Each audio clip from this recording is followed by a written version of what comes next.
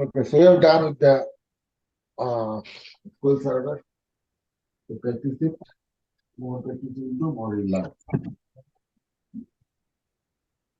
So today we will start with the Java. Java, what is the Java? Anyone knows?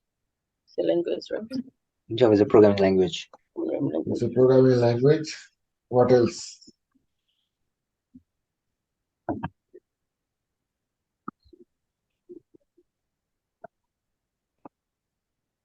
So Java is a high-level programming language. This was originally developed by the Sun Microsystem in 1995, right? And it is a platform independent language. So it doesn't depend on any platforms. You can run in any operating system, it will run. So it is a platform independent.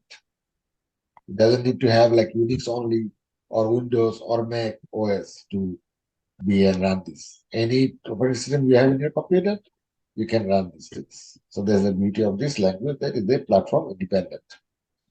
And the Java language programming is based on the concept of OOPS. It's an object-oriented program called OOPS. Clear? So to run this Java, you should have three things. One is JDK, JRE, and JVM. JDK is the stand for Java Development Kit. And using this JDK, we can develop, compile, and execute, run new application, and we can modify existing applications. So you need this three, you need JDK installed in your computer so that you can develop your program, you can compile it, and you can execute it for the new application, and also you can modify existing applications. So you need to install this JDK development machine where you want to develop new application or modify the application. Okay? And JDK includes JRE and development tools. So when you install the JDK, it includes the JRE and development tools together for environment development, debug, and monitor the Java programs. JRE stands for Java Runtime Environment, and using JRE, we can only execute already developed applications. If you don't have a JDK and you have only JRE installed, you can execute the programs which you have already developed. You cannot develop new application or modify existing applications. Okay, so there's a difference between the JDK and JRE. And JVM is the Java virtual machine. This JVM drives the Java code. And using JVM, we can run Java bytecode by converting them into current OS machine language. So through the JVM, the programming language you have written, it can compile and convert into machine language so that machine can understand what to execute.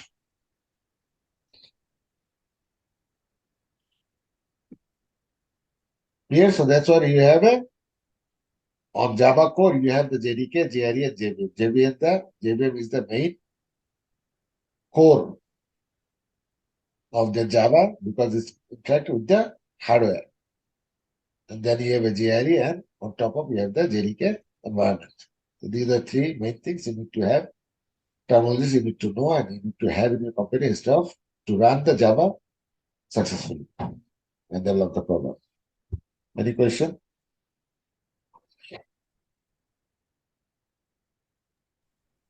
Just one question. JVM is when we have already created the whatever we wanted to build and then build it for the operating system. That time we knew JVM, right? Yes, when you install the Java, the JVM is installed. Okay.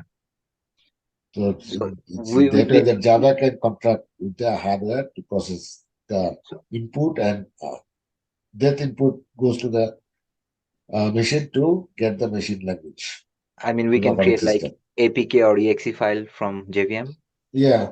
Okay. And those exe file, everything like it's when there is exe file, it's compress the files, and then there is information, and you need to retrieve those informations in order to the computer give you the output. So you need to convert that information into machine language so the machine can understand the output. Yeah. So that's the internal process. It happens. Okay. That you don't do anything.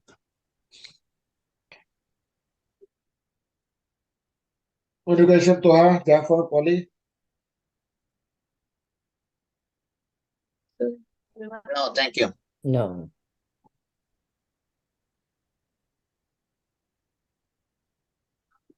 So for this, we need to download the Java and install it, right? Okay, so we'll go later these installations after some time. So once we download Java, and we need to type like Java version, then hit enter the command prompt to see whether our Java is installed or not, right? That we'll see once we install the Java. So what is the Java syntax? So Java is a case-sensitive language. Okay. Like, yeah, example, name NAME and NAME are not the same as Java language. So if you're writing NAME in capital, like in SQL, right? There is no case sensitive SQL. Select, you can write in capital, or select, you can write it small, or you can write it static capital and all the small. It doesn't matter. It will give you same execution. But in Java language, the naming convention is a case sensitive. You should use, if you're writing name in the capital, this word anywhere using in the programming language, it should be the same. Otherwise, it will give you the error. Java file name should be the same as its class name. So when you're creating a class, the file name should have the same name as per the class. And class name should start with the uppercase letter. So any class letter name you're starting, when you're creating a class, it should start with the uppercase. And the method name should be start with the lowercase. Any method you're creating, that should start with the lowercase. And every statement should end with semicolon. And this is mandatory. The every programming language, the statement you are using, it should end with a semicolon. The Java program execution starts from main method, which is a mandatory in every program. So you should have the main method is before you having any class, method, or sub method. Anything you create or call, you should have one main method in Java programming. This is the mandatory. Without the main method, it will not start. Okay, so these are the installation. When you try to install it, and then you can see it here. So here you see public static void main string and then argument. This is one of the main method Java should have. And then you can have the class, object, method, sub methods, all other things. So this is the some of the things you need to remember. These points. Then Java is a case sensitive. It should file should name as a class name, and the class name should start with the upper letter, method should be lower letter, and everything should end with the semicolon. And Java program should have one main method as a mandatory. Any question?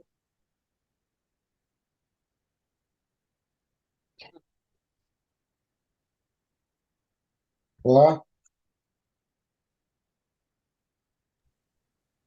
Thank you. therefore, Polly. I'm good. No. Okay, tell me what are the environment you require for the Java? What are the ones? What are the core and three things you need to have for Java? First, Java's case sensitive, and first one have to be No. capital. No. What is three core things you need to have Oh, three code: to Java install? JBC, JDK. JKD, JBR. JDK, JRE, and JVM. GRE and JVM. What is the JDK, Toha? Java Development Kit. Okay, what is the JRE, Polly? Is this standard like a for Java runtime environment? What is the JVM, Jafar?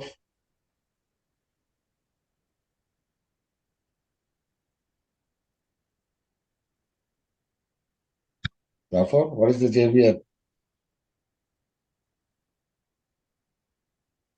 Jafar, are you there? I think he's তারপর muted. কি নামাজ পড়তে গেলেন নাকি? Hasib, what is the JVM? JVM is the machine. I mean, I know the definition. Abbreviation. I forgot the abbreviation. It's when we where we convert the whatever You we don't wrote. convert. Java virtual. Virtual Java machine. virtual machine. Machine. Yeah. So what this does? It converts to the machine depending on the operating system. It converted to the what? It What's the convert the input into a machine language. machine language? Right? Yeah. Instead of a give you the output. Yeah. What JRE do, Polly? What is the purpose of JRE? JRE is Why like is it a JRE?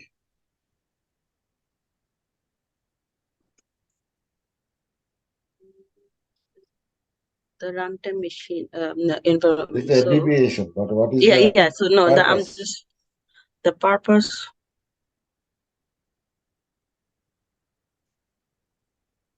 So we need that to develop like a new application or modify existing system.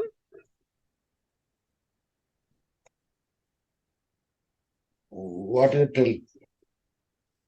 Tell me what Like to develop? execute the modified application. No. Roha? What is JRE? Purpose of JRE? The GRE means Java real time.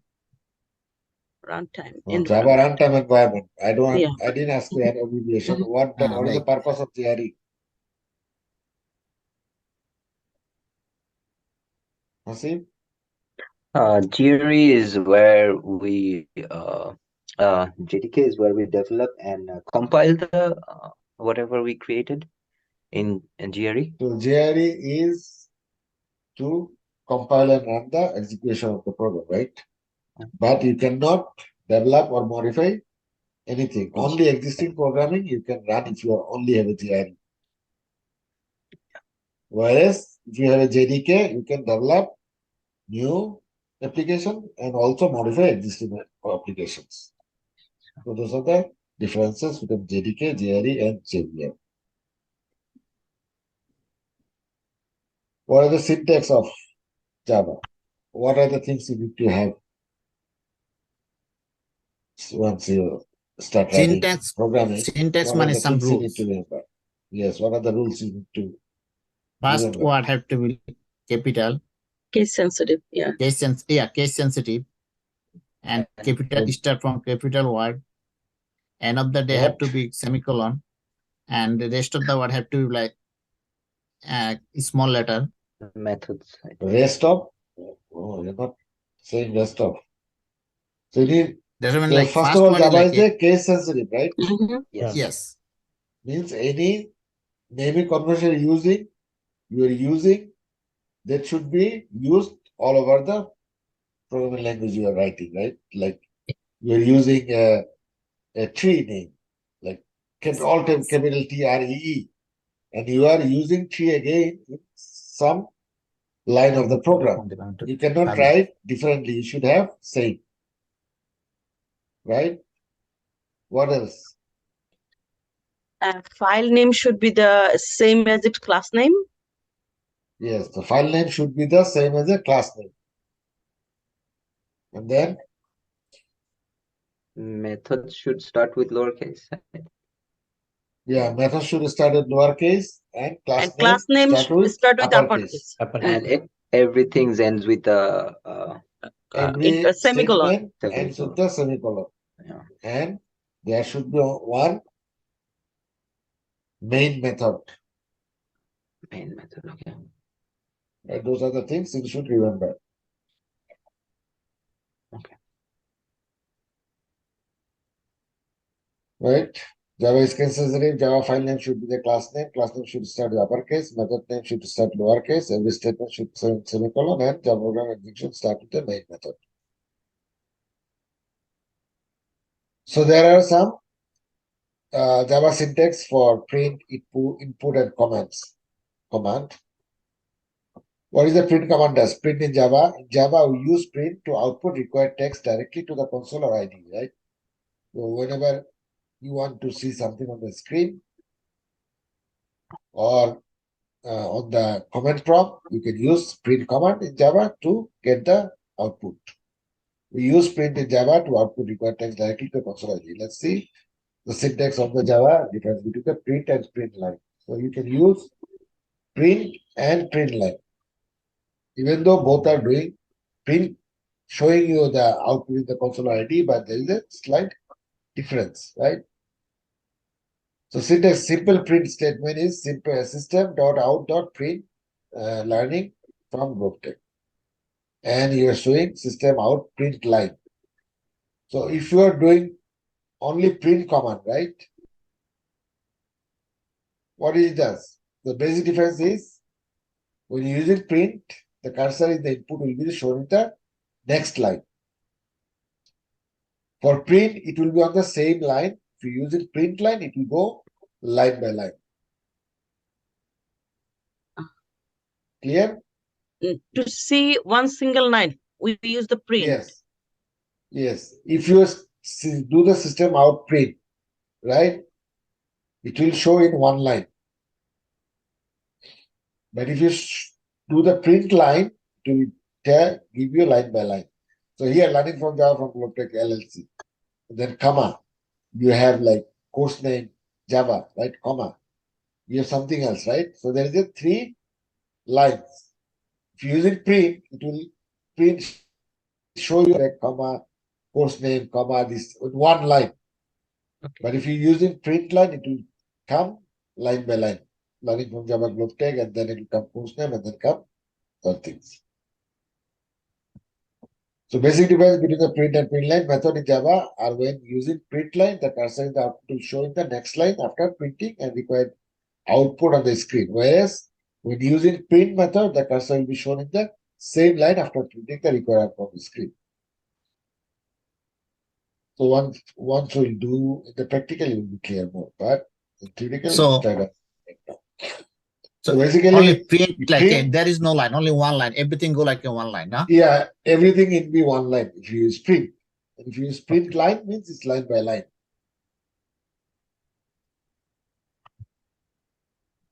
Jafar, clear? Yes, yes. Where Just one you been? line I for was the calling print. you. I'm sorry. I was calling you. Where you been? No, I think I was in the bathroom at the time when you called me. Okay. User input in Java. So this is a print command you can use in Java to print your output in the directly to the console command prompt or in your IDE. Any What is IDE? integrated development execution monitor that you use like a kind of a like for SQL you use like studio management, right? One of the application we use. Yeah. For Java, we need to use one of the applications to write the Java program. So it's called editor. Integrated development editor, Oh, IDE, where you can write the Java and execute it.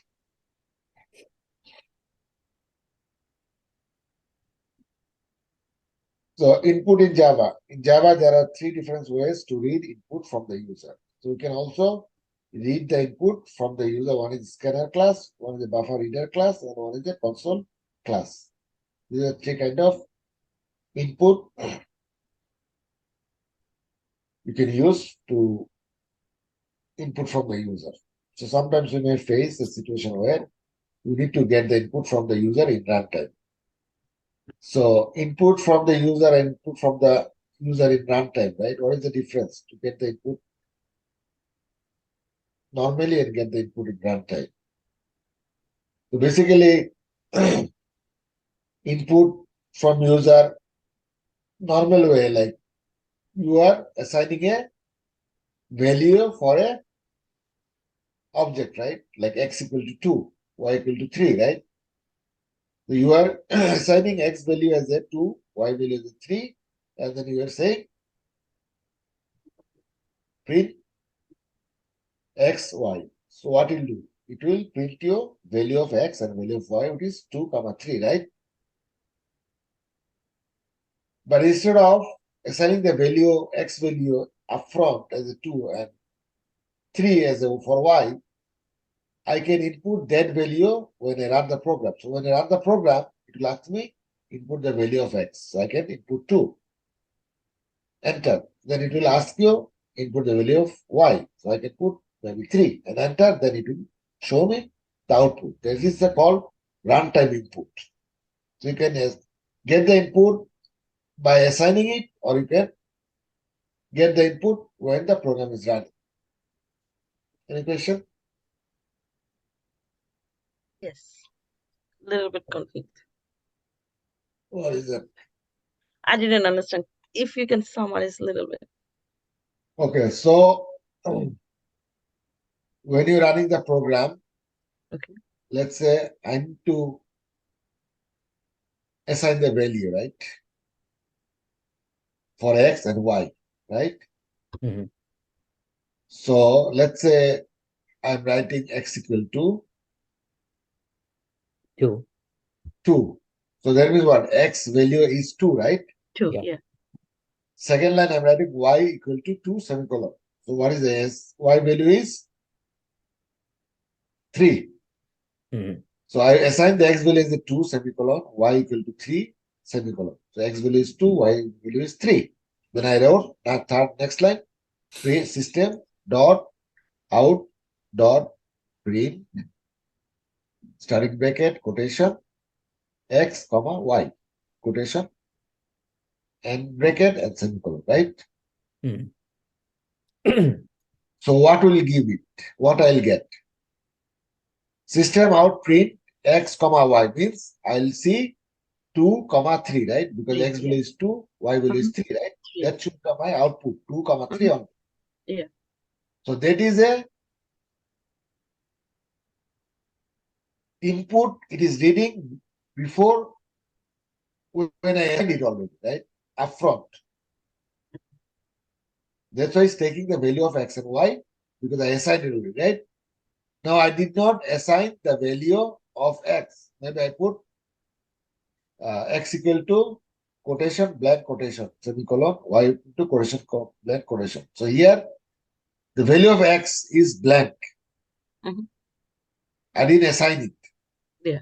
Because I'm using argument to pass the value. And I put print out, system out print X comma Y, right? And when I run this program, right, it will not give you 2 comma 3. No. Why? Because you didn't put Because You any. input the X. I didn't assign any value. So Value. while I'm running, when I run the program, instead of giving me the result, it will ask me input the value for X. Okay. Then I can input it. If I want 10, 20, whatever I want, I can input it and then press enter, right? While you are doing the program. While the program is running. Yeah, yeah. Mhm. And then next line, it will come to input the value of Y. Why? So I can enter the value of Y. I didn't assign anything. I just leave it blank so that I can assign the value while the program is running. And then when I enter, then it will show me whatever I entered. Maybe if I enter 10 and 20, it will show me 10 and 20. 10 If I enter 30 and 40, it will show me 30 and 40. So that is called input from User in runtime. in Yeah, user Runtime. input in runtime. That is I am using in the runtime. I'm not using upfront. So that's why I say sometimes we may face a situation where we need to get the input from the user in runtime. So we use the scanner class to accept the input from the user. So what I'm going to use inputting, it is accepting. So that is when we can use the scanner class to input the data user in runtime. And Java scanner class comes under Java util dot package, which is you need to import it. And to use the scanner class, we need to import Java util package in our program. Instead of without importing this package, you cannot use the scanner class. So here the scanner class. What is the import java.util.scanner, right? So it's importing this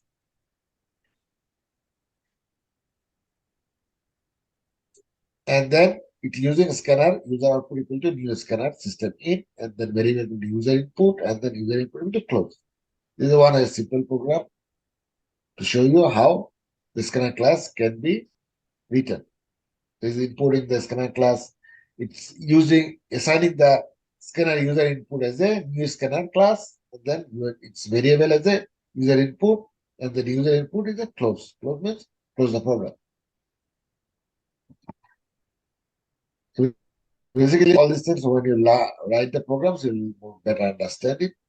But right now, the input have a 3 classes, which is scanner class, buffer reader class, and console class. So these are one of the scanner class where you can get the data during the runtime of the program.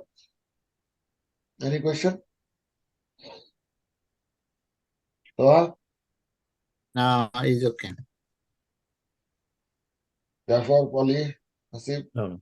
It's good. No, I think when we're gonna do these Mhm. things practically, Yeah. it's gonna get more clear. Yeah. yeah, but did you guys understand? Yes, far? we do understand. Yeah. Mhm. So, So that was the scanner class. Now buffer reader class. Java buffer reader class is used to read text from the input stream, and it is used to buffer characters for efficient handling of the characters, arrays, and strings. It reads data line by line by using readline method, and it gives fast performance. So buffer reader class, if you use the buffer reader class, it will give you fast performance because it's read the data line by line from the program. So this is one of the simple program where we are importing package, package, creating the package. And then we're importing Java buffer reader class, Java input output exceptions class, and Java input stream reader class. Because we need these 3 classes we input from the Java class library in order to run this program. And we created a package name called my package. Right, clear so far? And then we are creating a class. Public class name is the buffer reader class. So this is the name of the class, right? And then one main method here, public static void main string, and we're passing the arguments, the string arguments, and throw IO exceptions. This is for any error it gives, it will handle throw IO exceptions. And then this is containing buffer reader object. So this is like an object we're creating. So now buffer reader, my reader, we're creating as a new buffer reader object. And then system out print, we'll input your site name. And then we are using readline method. Here we'll be passing the value of globetech.usa.com. So string myset equal to myreader dot readline. And then last line we are printing the name. So what we're doing, we run the program. Here we use the string as an argument so that we can input our values. So we pass it the argument. So when you run the program, it will tell you input your site name, right? And then you see here, it will telling you that what you want to input. You can input anything since we are passing the argument as a string. So within the code, you write anything that is called string, right? Within the code, if you write anything, that is called a string. So you need to pass a string value, not any other values. Because we assign the arguments as a string. And then string myset equal to myreader readline. So when you are writing Globetech USA, your output will be site name is Globetech USA. So these are like simple programming to show your site name in the program. And this is the using by buffer reader class. You can also use scanner class too. Any question? Can you give us like an example, like what, like for the GlobeTech USA, if you put in, what's the output is gonna be? Output will be whatever you are inputting. If you're inputting GlobeTech USA, the output will be the site name is GlobeTech USA. If you're putting like abc.com or just ABC, your output site name is ABC. So basically, the buffer reader syntax is like it's the difference is it's using real line. I mean, what's the difference between the previous one and this one? Yes, it uses the read text from the input. It's reading the text what I'm inputting it, right? Okay, okay, GlobeTech US is reading it and then it's giving me that output. okay. So real time. It's I So it's mean, reading the real time read line method. It uses read line method. We read the line by line, whatever you input it. Since we use public static void main, our main body as a argument string, that's why it's doing that. And throw exceptions, I have exceptions, right? Instead of a string, if you are inputting any other value, it will be handled through the IO exceptions class.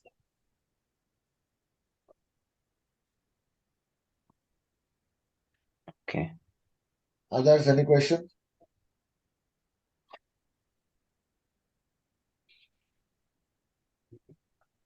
Therefore, Toha, it might be a little hard for you guys because you didn't have any programming Need a practice. language. Didn't read it. That might, Yeah. It's complicated language. it's not complicated and it's not easy also. Otherwise, easy, not complicated. Based on how much you absorb and how much you practice and how much you can learn. For some people, it's very easy. Sometimes for some people, it's very hard. For some people, it's very mild. It's depending on person to person actually. If you ask me, I hate programming.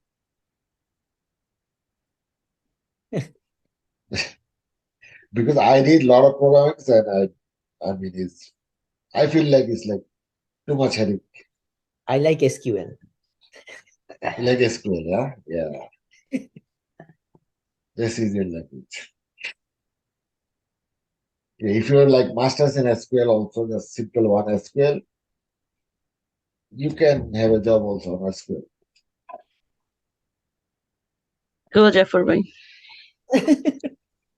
You know? Go for it.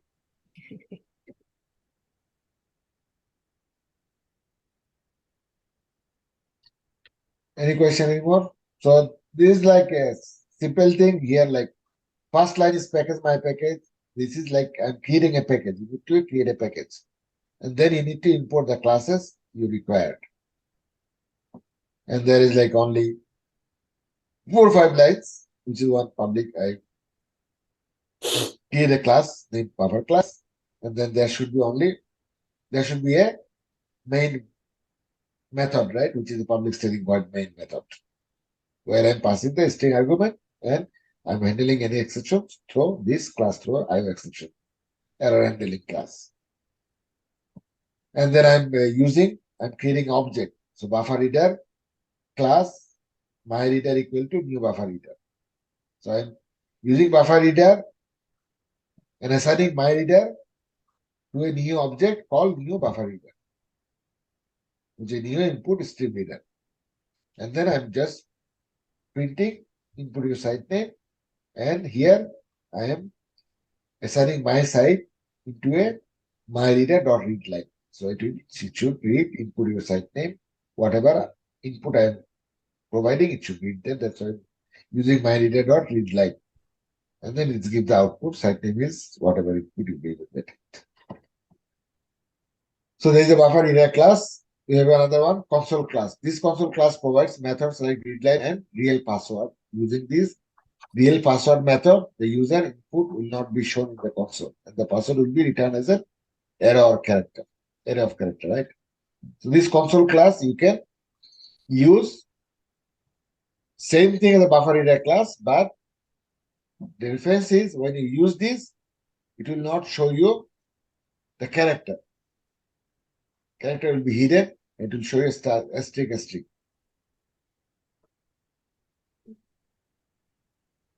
So this is useful whenever you using any sensitive information. You can use the console class to hide your sensitive information. Still, you are putting that on your console and running it. So like password, you don't want to show the password. When you type the password, it will hide your original character and show you asterisk. Okay.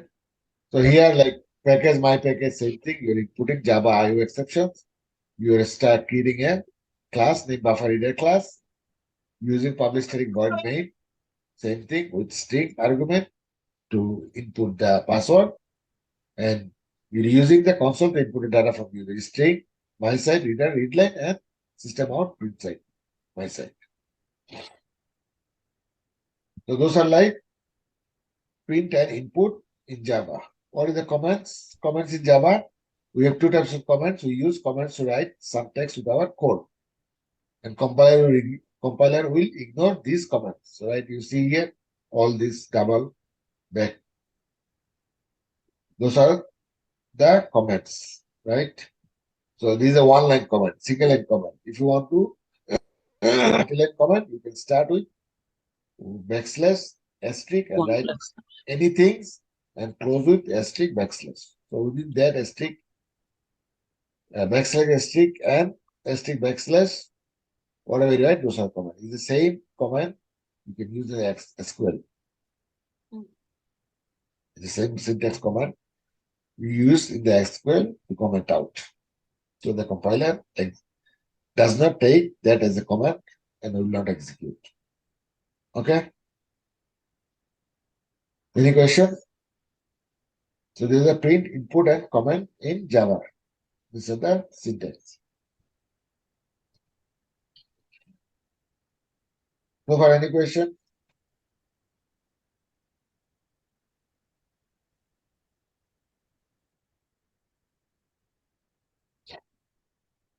Therefore, what is the syntax if I want to print out something? One line is Single line. just print for one line. If you do more than keep going on that, then you should print line. So single line I use what? Print command.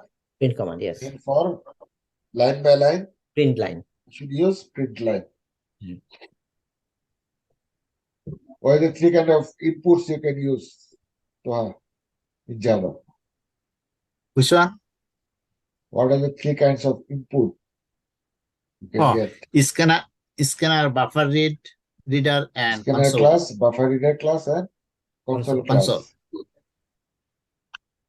So if I want to input runtime input, Wally, what kind of input class use?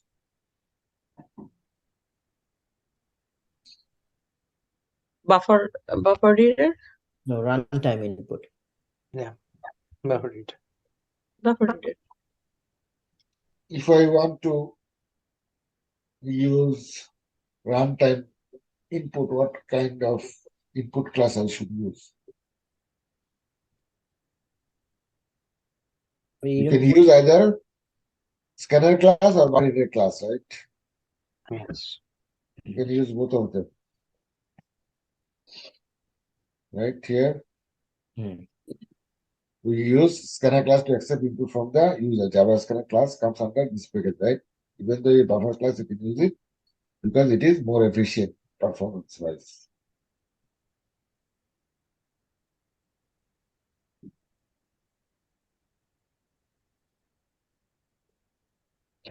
How many types of comment you can do in Java? See, I'm sorry. What's the question again? how many types of comment you can use in Java? Syntax. Oh, two. One is where it's gonna execute, and the other one is if you put slashes in front of it, it's not gonna execute those. Those are for only the code writer, or for my own purpose, I can put those in there to remember things like How many types? two. So what is for one for? Wally?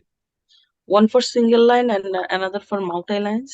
Yeah, one for single line, one for multiple line. For Yeah, single line, what you like use? double backslash, start Double with double backslash backslash for the single line. And for multiple line? One backslash star. And multi-line command and line 1, line 2, and then end should be star, one backslash, end with. Yeah, Yes. star and Yes. backslash. So that's how you use the command. Same as for SQL, you can use the same thing.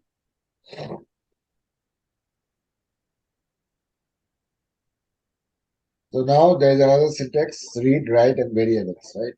So far we went for print, input, and command syntax. Now read, write, and variable. Read from the file.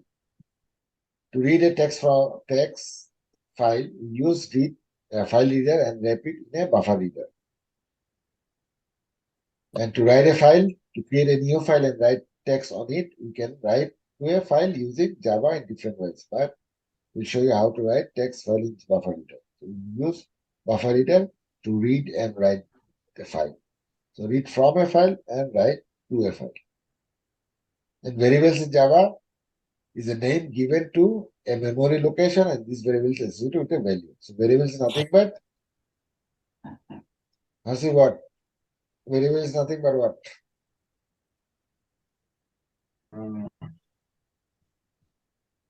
The memory location where it holds the space for your variable. Oh yeah. Right? It blocks the Yeah. memory or it consumes the memory within your computer so that it can hold the data for your variable. Because you will be assigning the data or you will be reading data from the runtime input, right? Anywhere. So it need to have some allocation from the memory as a variable to execute that. So there is called a variable. And variable naming convention in Java. So there are like some variable naming convention in Java also. So earlier we learned that Java is a case-sensitive language, right? Even variable Yeah. have their own naming conventions to follow, right? Since Java is a case-sensitive, even variables are also have some their own naming convention. You should follow them. The variable name can start with a special character such as White space. Okay. underscore or dollar. Mhm. Variable name should begin with a lowercase letter. And if the variable name consists of more than one word, it's best practice to capitalize the first letter of each subsequent word. So it's like if you're writing a tree T should be start capital and all the lower. Variable name should not contain white space. Yes, you cannot have the white space like T, then space R, you cannot have that. It should be together. So those are the naming convention whenever you are assigning a variable. So here you see the example. So in the below example, you read a file name file to read.txt, which is in my local system, and output the file line by line in my Eclipse console. So this is Eclipse, right? We'll be using this IDE, Integrated Development Editor, which is called Eclipse, where we'll be writing our Java program, and also we'll be using this Eclipse to write our automation script, Selenium. Eclipse console. Okay. So I didn't go with Selenium automation because you need to know a little bit Java because it is integrated with Selenium.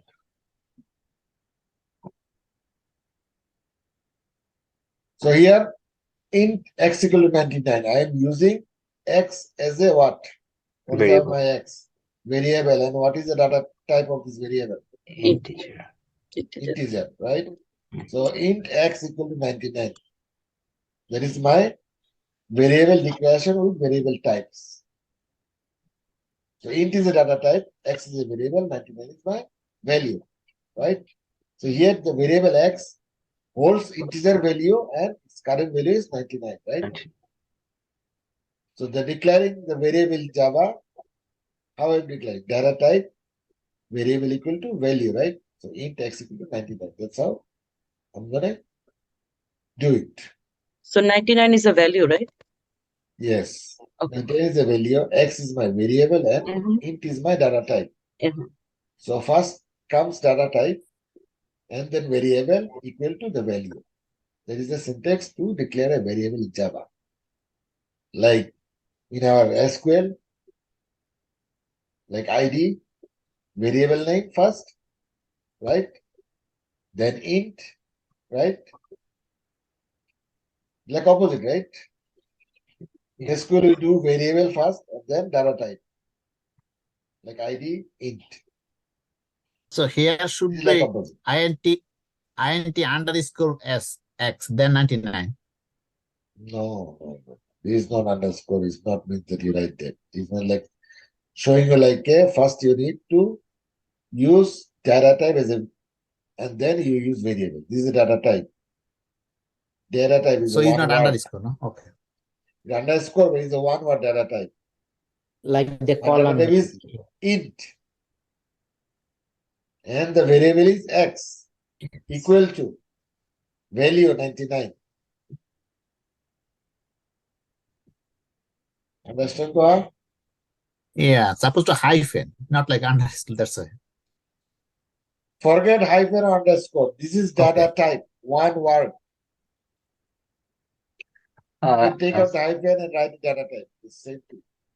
simply, Don't if you concern want with this concern with that hyphen or underscore. Yes. What is that, Hasib?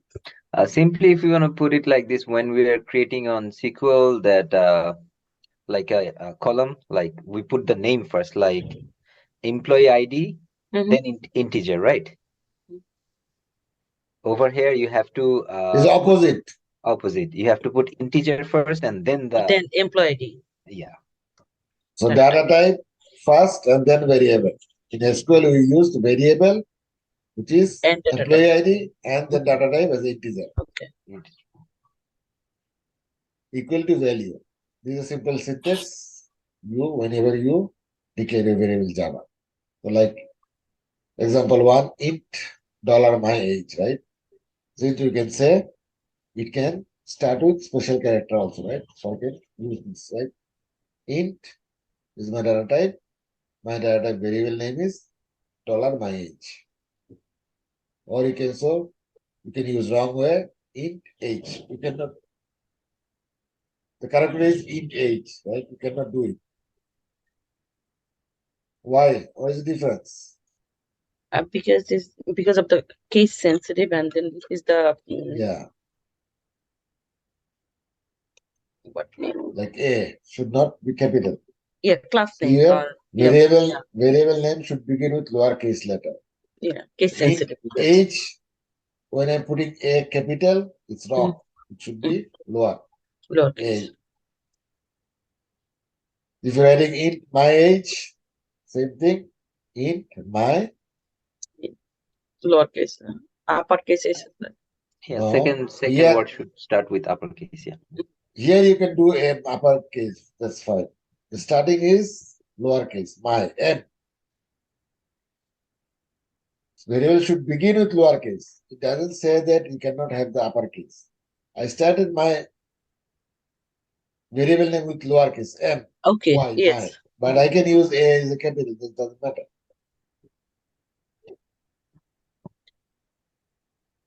And the wrong one, other one is int my age. So as we said, the variable should name should not contain white space. So my age, there is a gap, right? You should not have that gap, Okay. Together. right? No space. These are Yeah, like, no space. yeah, White so space. whatever here is saying naming convention 1, 2, 3, 4. Those are the example for 1, 2, 3, 4. Like variable name can start with small character. Variable should name begin with lowercase. Number 2 cannot have the higher case. The variable name consists of more than one word. It's best practice to capitalize the first letter of each subsequent word. So here my age, my is one word. So I started with small. Since age is another word, I can capitalize so I can understand it better. Clear so far? Yeah, but this one said to capitalize the first letter. This is a best practice, but we don't have to, right? No. First letter of each subsequent word. not first word. Subsequent word. It's my age. The subsequent word is age, not my. Okay, yes. Understand? Yes, That's why I yeah. capitalized Mhm. A Yeah. is the capital. Yeah, we need You to cannot memorize You those cannot naming use conventions. M as a capital because that will violate your second rule. Variable name should begin with lowercase letter. Okay. So, Jafar, Yes. Variable lowercase, but subsequent is uppercase. Okay. there is a best practice. It's Yeah. not mandatory. You can write my age all lower. That doesn't matter. But to better your understanding, you can capitalize everyone. My age is like I. You can put capital, so you can understand those are like separate words.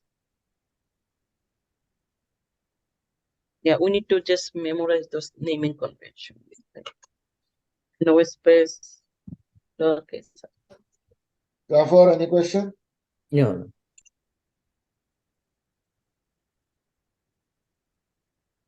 Okay. I think we are done now. 1 o'clock. Yeah, I will stop here. Should we install the Java so that we can at least write a little bit of it? We'll install next class. Once we go out all this at least basic things. So You if should of know this installing it from the basic Oracle things. should be should let me write it down, practice it, or no? I need to install a couple of more. No, Like, no, don't install right now. Okay. I'll let you know next class. I'm gonna send this documentation so you can read and understand, try to understand some of the things Okay. before you do anything. Yeah. Because this is not like kind of SQL. You need to Yeah. understand the things. Mhm. It's a little bit complicated than SQL. Yeah, I've done Java like 15 years back, so I forgot everything. But at least you have some idea. We don't have any. Yeah, a little bit, yeah. You don't need Java that much, but Mhm. for your interview basic understanding, at least you should know. Yeah. I'm not going to make you expert on Java. I'm just give you some basic requirements of Java. But if someone wants to work automation, they have to know very good Java, right? Yeah. And Yes. what other things? Like the language and The tools. automation script. Yeah, automation script language tools. So Like Selenium. scripting, they One do of it them. on JavaScript, right? Or is there different? Yeah, some people develop their application on pure Java. Okay. Some people do the automation scripting through Selenium. Oh yeah, I have TestNG, heard about the Selenium. Yeah. Python, different things. Ah. QTP, QC, C#, C#, C++. There are like many things depending on the Yeah. organizations, but Java with Selenium is the best combination in the automation script language. Mhm. Most of the people are using this combination.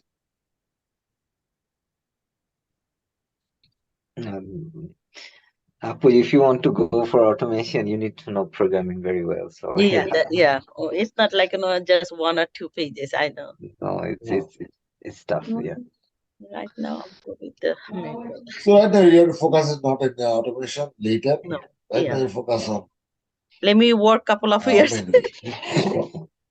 Yeah, then there will be opportunity to dive into. Udin, but before you end the class, when you stop the recording, we can talk a little bit for 5 minutes. Yeah, hold on, let me stop it.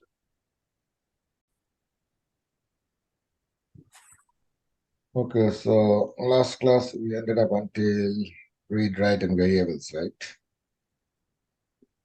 Yes. So today we're going to start with the type of variables. How many types of variables in Java? There are like 3 types of variables in Java. One is local variable, one is instance variable, and one is class or static variable. These are 3 kinds of variable you can assign in Java.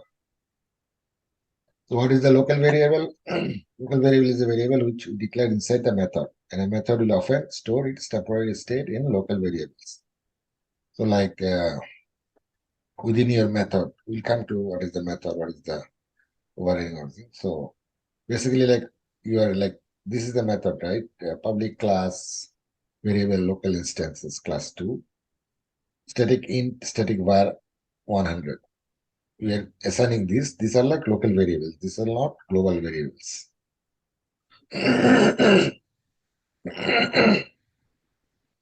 So this is a variable which you declare inside a method. Within this method, we are declaring the variable that is called a local variable. So it can be a static static variable, or it can be also instance variable. So here you can see the example static int, static var. This we are declaring as a static variable, and int instant var. These we are declaring as a instance variable. For Okay. instance variable, we don't have to write instance in front of integer like we wrote in static int, static. So under class, whatever you're defining, those are you can define static or instance variable, but in main method, public static void main, right? That is one of the method. Within that, whatever you assigning, those are local variable. This variable is applicable only for this method, not any other method. But if you are declaring the variable outside of method, which is like class, those are applicable to every method. You can call those variables. So yeah, okay. So in simple word, if I declare the variable before main method, then I can use that variable in any other places. In But method, if it's any other inside the method you main can method, call it. Okay, but if Inside it's main inside the method, main only for that method it's Yeah, applicable, okay. not Okay. any other method. Okay. An instance variable is non-static, or it can be static, non-static instance variable, and is a variable which is declared inside a class, right? Inside this class variable, we are declaring this variable inside the class, but outside the method, right? The public class is the class, and public static void main is the method. Any variable within this public static void main, it is a local variable. Any variable assigning outside this method, which is on class, those are like instance variable or class variable. The instance variable, otherwise, you can call non-static. So we do not declare the variable static because these variables are non-static variable. And class variable is variable which is declared as a static. Additionally, the keyword final could be added to include that the value will never change. So you can also include a keyword final. That means that variable value will never change because we call that value as a final value. Okay. So here we are doing static int, which is static variable, static instance variable. Under method, we declare int local variable, and then we are printing system out println value of the static variable is static variable, and value of local state class var equal to, we are doing like new object creating here for class instance class 2, and then we are printing the instance variable and local variable. So this will print 100 static because they send the 100. This will print 200, and third one will print 300. Right?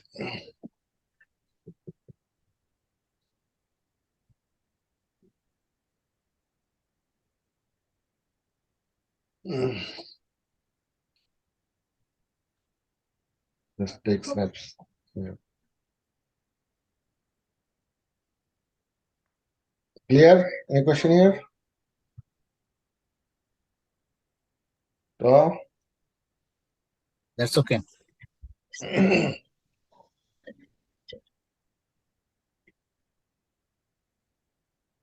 those are the variables you can assign, 3 types, and these are the data types in Java. So we have 2 types of data in Java. One is primitive data type, one is non-primitive data type. So data type in Java specifies the size and type of value that can be stored in an identifier.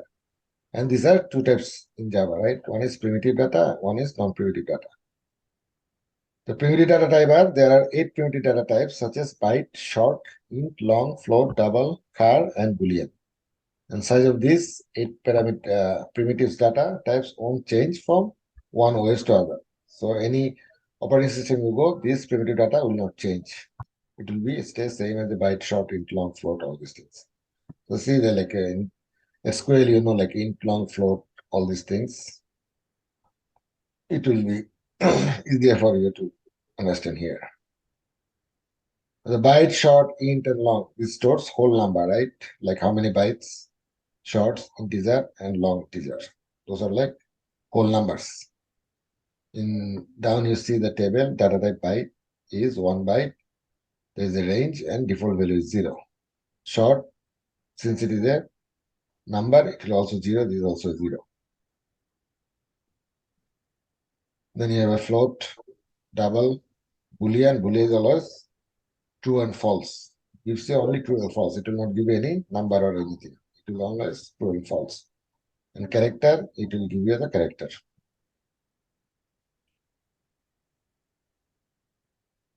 Any question?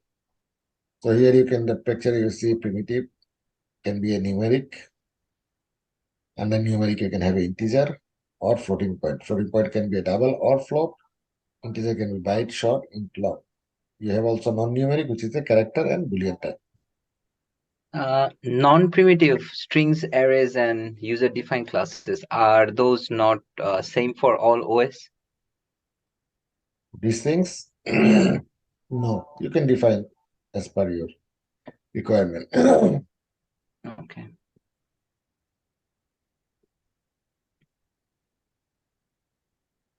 So these are simple programs. Once you install these and run it, you can understand it. So what they are doing here, they are using data types. So where byte, they are using byte data type is a 127. They are using short data type is a 128. They're using int, long, float, double, char, boolean, all these things, and they're taking the system print out. And the output getting there 127, 128. These are the numbers they're getting. So this number is constant. Yeah, because we're assigning as a constant. Yeah, it's not changeable, it's constant. If you're passing any number within argument, which is like parameterized, those numbers are variable, not constant, because you can assign any number. But here we are assigning the byte data type is 127. It's constant, it's not changing. Short as a 128 is not changing. But if we pass the argument within these data types, then in the output it will ask you what data type you want to put. Like runtime data input, right? Last class we read runtime input data, where your user input the data during the running the program. Remember?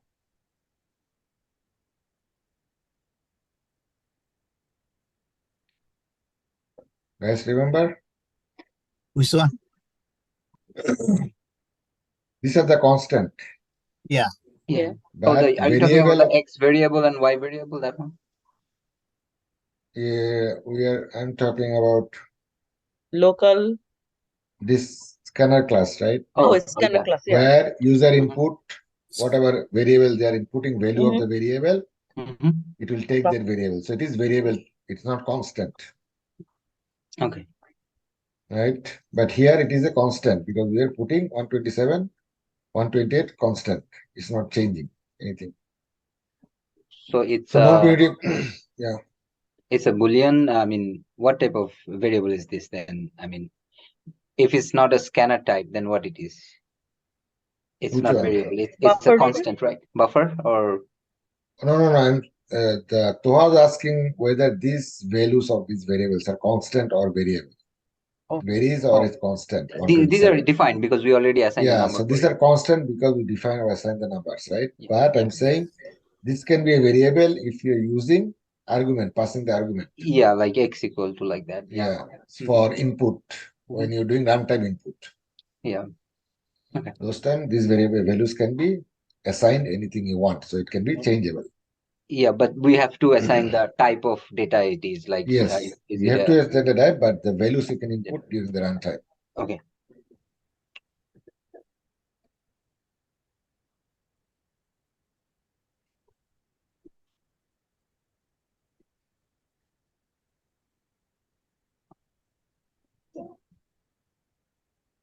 Class operator.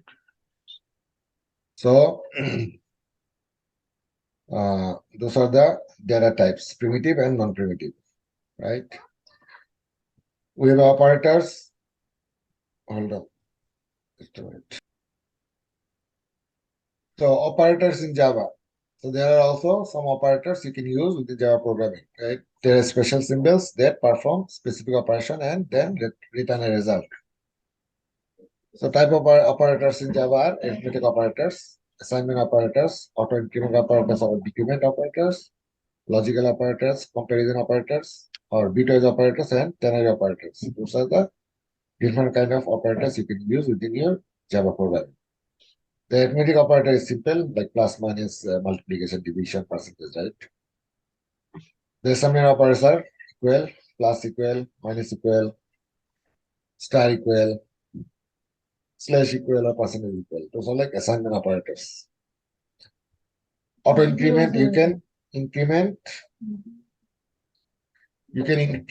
your looping condition, like how many times the program can loop inside a method. So at that time you can use plus means it will increment. Like if you write plus 1, it will increment by 1. 1. And if you're doing minus, it will decrease 1 minus 1. And these are logical operators and pipe and exclamation number sign, and comparison is like comparing equal to or less than, greater than, equal to or greater than. This is the visual operator, and there is a ternary operator also. Right? The ternary operator like question mark or colon. So here you can see operators and the precedence expression. What does the ternary operator does? Like, can you give us an example? We'll come. Okay. All these operators will go through. Okay. So here you can see simple arithmetic operators where they are creating a package, class operators. They're assigning class as the arithmetic operator, and then main method published at void where they're passing the arguments. Assigning the variable data type as a int, and assigning 100 number, int 50. Then doing some system output printout where either trying to addition of two numbers is plus, means this is a concatenation, right? This plus means there will be a space gap after writing addition of number is. And number 1 plus number 2. So they're adding 100 plus 50. And they're doing 100 minus 50. They're doing 100 into 50, 100 divided 50, and 100 percentage number 2. So those are like outputs you'll get once you run the program for every line of this arithmetic operation. This is like easy thing, right? You assign two numbers and then you use the operators. Any question?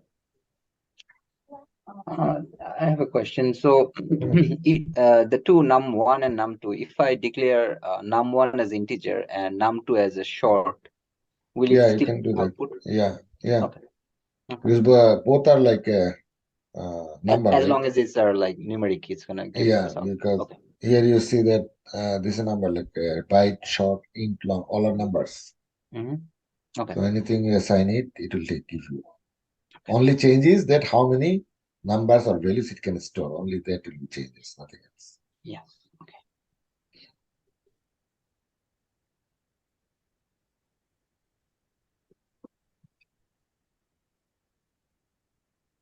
Auto increment, right? As we said, auto increment or auto decrement. So auto increment Java is plus, auto decrement Java is minus. So what is doing here? This is the package class operator. This is the main method, string bind, and they assign the two numbers, int as 150. And they're doing num1 equal to num1 plus 1 and num1 plus, right? So what is doing here? Number 1 will be num1 plus 1. So 100 plus 1, how much it is? 101. 100. And then it will increment by 1.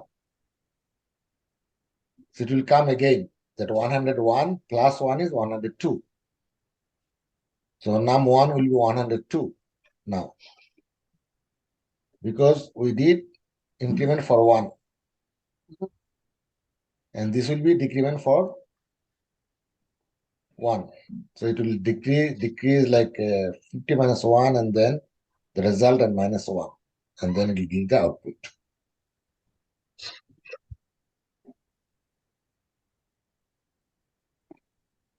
So this is the simple program.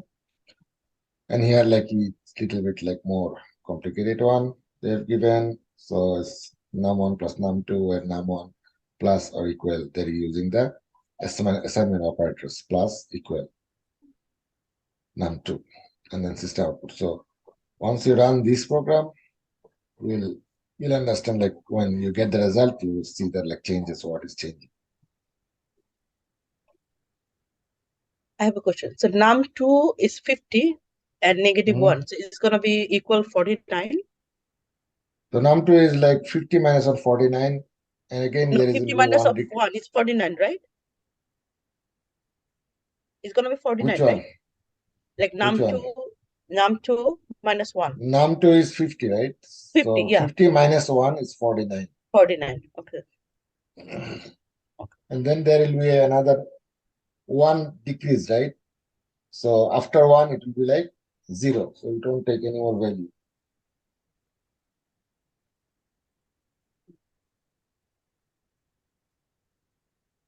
So, any Yes. question? No? Yeah, I know it is new for you. I think Hasib have some previous, know some of Java, right? It's Little totally bit. new for me. Yeah, it's totally Yeah, for new. you guys, totally new. Yeah. That's why I say, I told you, like, you don't need to worry about these things very much. Just for Java, you just need to have some theoretical mock-up for an interview. Okay. Since you're not going on this automation path, but if you understand and keep it in your knowledge, maybe later you can switch or do more better. They can ask question from the operator like over here. No, I'll tell you what kind of question to ask. Okay. Thank you. But out of that also, they might ask some questions which you didn't expect, I didn't expect, right? But Yep. that's fine. Yeah, there will be always something like that. Yeah. So that's fine.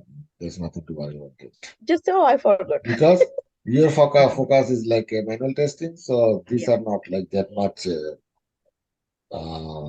important for you. But if you know, that is an advantage for you. It's a plus. That you know something.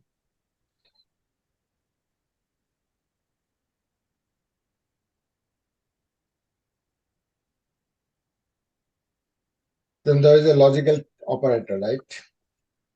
Yeah. So logical operator in Java, and then or type or exclamation. So assume we have a 2 Boolean variables, Boolean var1 and Boolean var2. If Boolean var1 and Boolean var2 are true, then output will be the true, else output will be false. So there is a 2 Boolean variable. If both are true, then the output will be true. It's If true. It's any true. one is false, the output will be false, right? False. Yep. And then you have a Boolean 5, Boolean var1, 5 Boolean var2. So if you have this kind of operator, in that case, if Boolean var1 and Boolean var2 are false, then output will be false, else output will be true, right? Which means one of the value is true, then it is true, right? And here n, which one, if any one is false, the result will be false, even though the other one is true. It's like vice versa. Yeah, now I remember these symbols. Remember? Yeah. Yeah. And then Boolean var1. So if the value of Boolean value 1 is true, then it's returned false. If you're using this exclamation Boolean value 1, this operator, so if the value of the Boolean val is true, then the result will be false. Wow. Okay. That's different. Yeah, so these are the 3 logical operators you can use. Here we're doing simple program logic operator, package class operator, public class, we're calling it logical operator. We have a main method, public static void main. And then we're using Boolean val 1 true, Boolean val 2 false. Now we're using AND. The system out print output of AND is Boolean val and then Boolean val 2. So here the result will be what? Both have to be true. If it is true, both are true, the output will be true. But both are not true. Boolean val 1 is true, val 2 is Oh. false. Or then Result it's will be gonna be false. false. It's It's gonna be gonna be Yeah, false. any one of these Yeah. false, it will be false. Mm-hmm. Because it will be both true. Yeah. And It's like the operator. math rule, like plus Yeah, plus it's like equal an plus. operator. Mhm. In SQL, what we did, like an operator, any of the values and it will not Mhm. give the other one, right? Yeah. And here, value in val 1 and val 2. 12. Oh, so we did 2. I'm sorry, 2. did Yeah, this, 2. So It's gonna Boolean give val true. 1, 5, Boolean val 2. So this one will give what? Boolean val 1. 5, double 5, Boolean val 2. So Boolean val is true, Boolean val is false. It's false. It's gonna give true, right? Because one of them is true. Nah, it's false. If any No, of it them will is true. false, it's gonna be If false. no, one of them true, so it will give you true. Because what is saying, the Boolean val 1, 5, Boolean val 2. If Boolean val 1 and Boolean val are false, then output will be false. So here, one is true, one is false, not both of the false.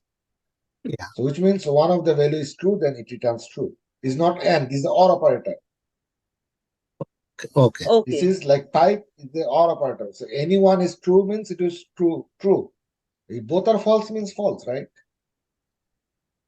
The first one is AND, right? It's work as an AND operator. Then false. Within two value, any value is true, other is false, still is false because both need to be true. In Yeah. OR, any one is true, it will give it true value. Okay, I got it now. No, and this exclamation is like not. Okay. In SQL, you did like not in or not between, right? Uh-huh. The same is like is a not. So here the output will be what? Boolean val 1. So what is the Boolean val 1 value is? True. True. Then the Yes. output will be what? False. If the value of the Boolean val is true, then the it returns false. False. The If I opposite. use Boolean val 2 here, then I should get True. true. Yes.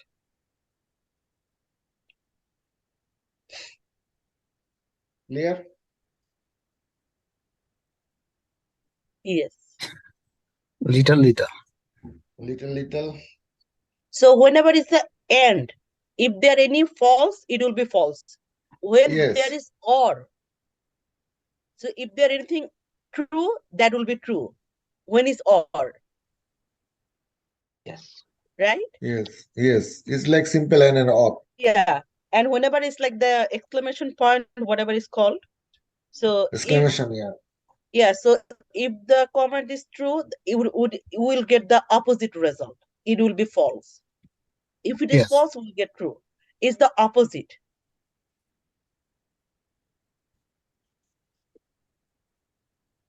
Okay.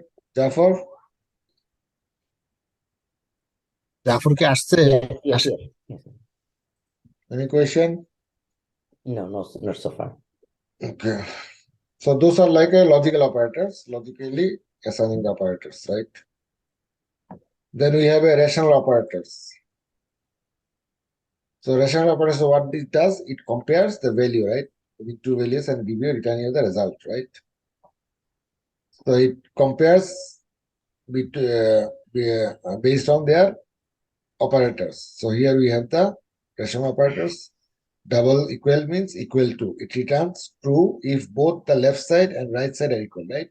It's like a join, right? Left join, right join, or full join, inner join. So if the value of left side and the value of right side are true, both, then it will give you true, right? Like equal to. If x is equal 9 and y is equal 9, right? Then it's true. Algebra. Yeah, it's an algebra. An exclamation equal is not equal to. So it returns true if left side is not equal to the right side of operator. So if I'm saying X value 9 is not equal to Y value 10. So it's true, right? So it result will be true, right? Because 9 is not equal to 10. Because I'm using not equal to. And then greater than, it returns true if left side of the greater than right and greater than or equal to. If I say X value of 9 is equal to greater than or equal to 10, what is the result will be returned? True or false? Anyone? What is that? Can you please repeat that? If I tell the Mhm. X value is 9, Y value is 10. Now if I'm telling X is greater than or equal to 10, Y, is it true? Result will be true or false? True, False. Why?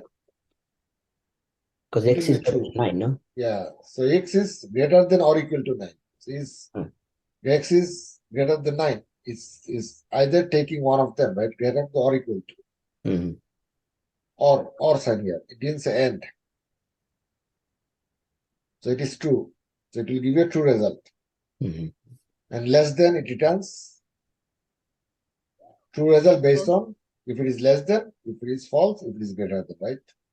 So I'm saying like 9 is less than 10, it's true. But if I'm saying 9 is greater than 10, that's false. That's false. Okay. Yeah. So less than or equal to, same thing, greater than or equal to. We like simple arithmetic, algebraic operator. It's simple to you. No, but it's like a simple, just you need to remember the signs, like what does it mean. Yeah, this part is That's the for only thing, yeah. memorization. Yeah. Yeah, that equal to, this exclamation equal means not equal to. This greater than, this greater than or equal to, this less than and this less than equal to. Only thing, this one is new to you, but others Yeah. it should be like Mhm. so here what they're doing, they're creating a package, they're creating a class, and then they're creating a method, and then they're initializing a values as an integer for num1, num2, and then they're doing system printout, which is num1 equal to num2. Right? Then they're concatenating num1 equal to num2. So what is the result? Output result. True or false?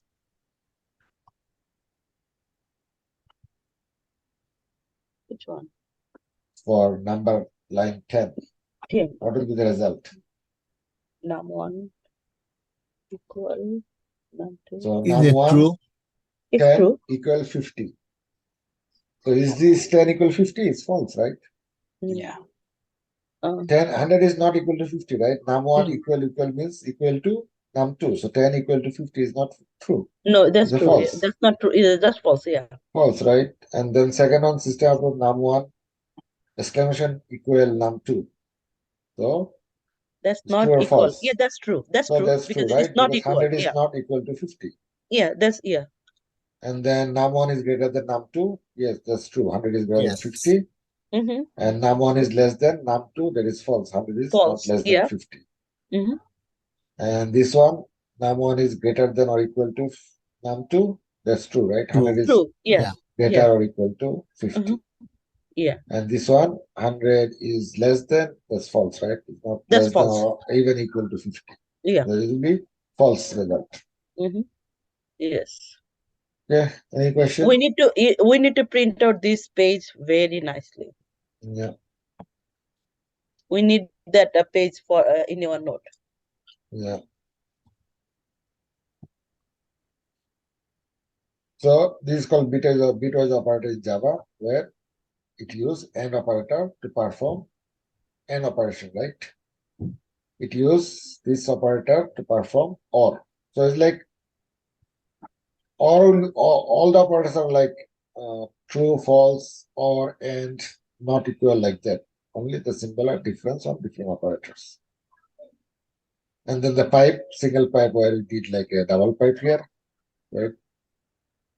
Here there is a double pipe, where you're using a single pipe. So this performs OR. So this and this both are OR operation. And there is a unary operator that inverts a bit pattern. It can be applied to any of the integral types, making every 0 a 1 and every 1 a 0. So any number you have a 1, it will, with this operator, it will make 1 to a 0 and 0 to a 1. Like for example, a byte contains 8 bit, right? And applying this operator to a value which bit pattern is 00000, right? Then if you use this operator, unary operator, then the value will be changed, the pattern will be changed to 1 1 1 1 1, because any 0 it will make to 1, any 1 it will make to 0, right? Clear, guys? Yeah. Why this change? 1 go 0, 0 go 1. Because if you're using this operator, unary bitwise complement operator this side, which inverts the bit pattern. So it makes every 0 to a 1 or every 1 to a 0. So if the value is 0 0, it will make 1 1 1. If the value is 1 1 1, it will make 0 0. Let's say if you have 102, 100, right? Let's say you have 100. So every 1 will be 0, right? So Yeah. 1 will be 0, then And 0 will 1 be 1. 1, then 1. So it will be 0 1 1 instead of 1 0 0.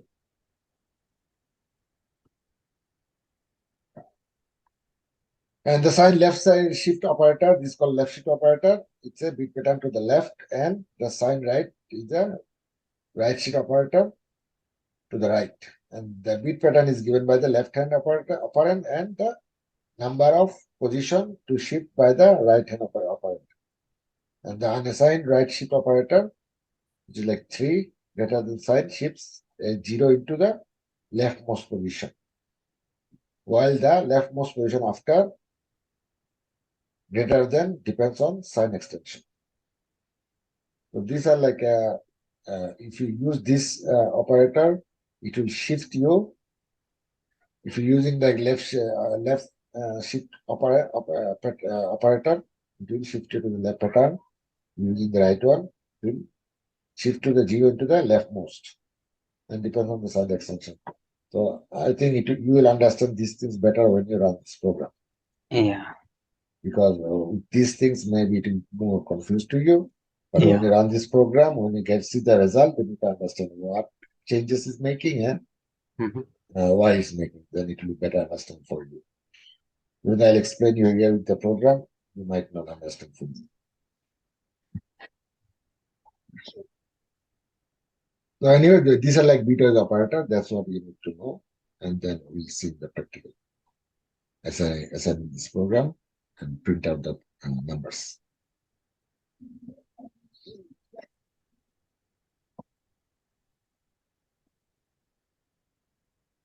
So another is ternary operator, right? This is also a conditional operator.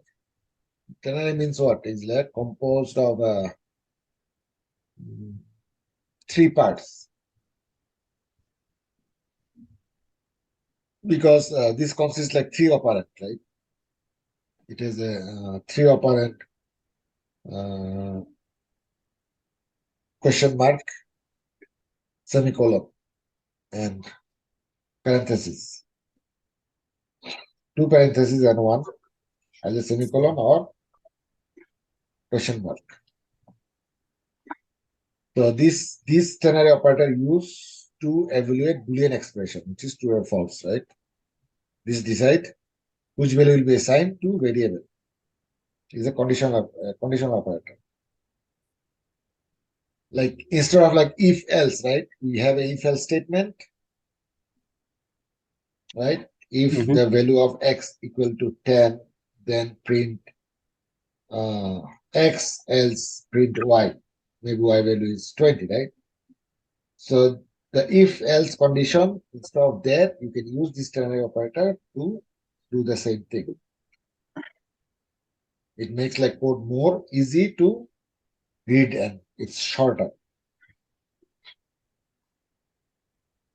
So ternary operator evaluates the Boolean expression and assigns the value based on the result. The syntax is variable num1 equal to expression and then question mark the value if the expression is true and semicolon value if the expression is false. So as a program example, you can see the package, the class name, and the method, main method. We are assigning a num1 as a 100 with integer type, num2 as a 50 integer type, and we're saying int val equal to num1 greater than num2, right? So you see there, here is a expression you're using, right? Variable num1 equal expression. The expression is num1 greater than num2. Means 100 greater than 50, right? Then expression question mark num1 colon num2. System out print val1. So what will be the result? If number 1 is greater than number 2 is false. Number 1 is greater It's than true, number right? Num1 is greater than num2, right? 100 is 50, 10 greater than 50, right? Yeah. Then it will print value val1, which is 100, 100. right? Yeah. Then else it will go print val2. Because it will next expression is taking is val2 is num1 less than num2. So num1 is not less than num2. That's false. Yeah. Yeah. So it will print 50. num2 50. It will not print 100 because the value is not, the expression is not, condition is not true. True. So it's like if else. If there is true, it will print that one, else it will take other one. Oh. Any question here? Mhm. If it is true, it will take. It's like if else. Mm. So if condition is true, it I will, can go ahead. yeah. What happened? I can write it by using if else as well, right? Without using this ternary Yeah. operator. You can write Okay. it. But these are like short. Yeah, short form of it. Okay, yeah. That is the question. Mhm. Like if I assign a value of int num1 equal to 69, let's say x equal to 69, y equal to 89, and z equal to 79, right? 69, 89, 79. And then if I do like int number equal to parenthesis x greater than y. Is there x greater than y?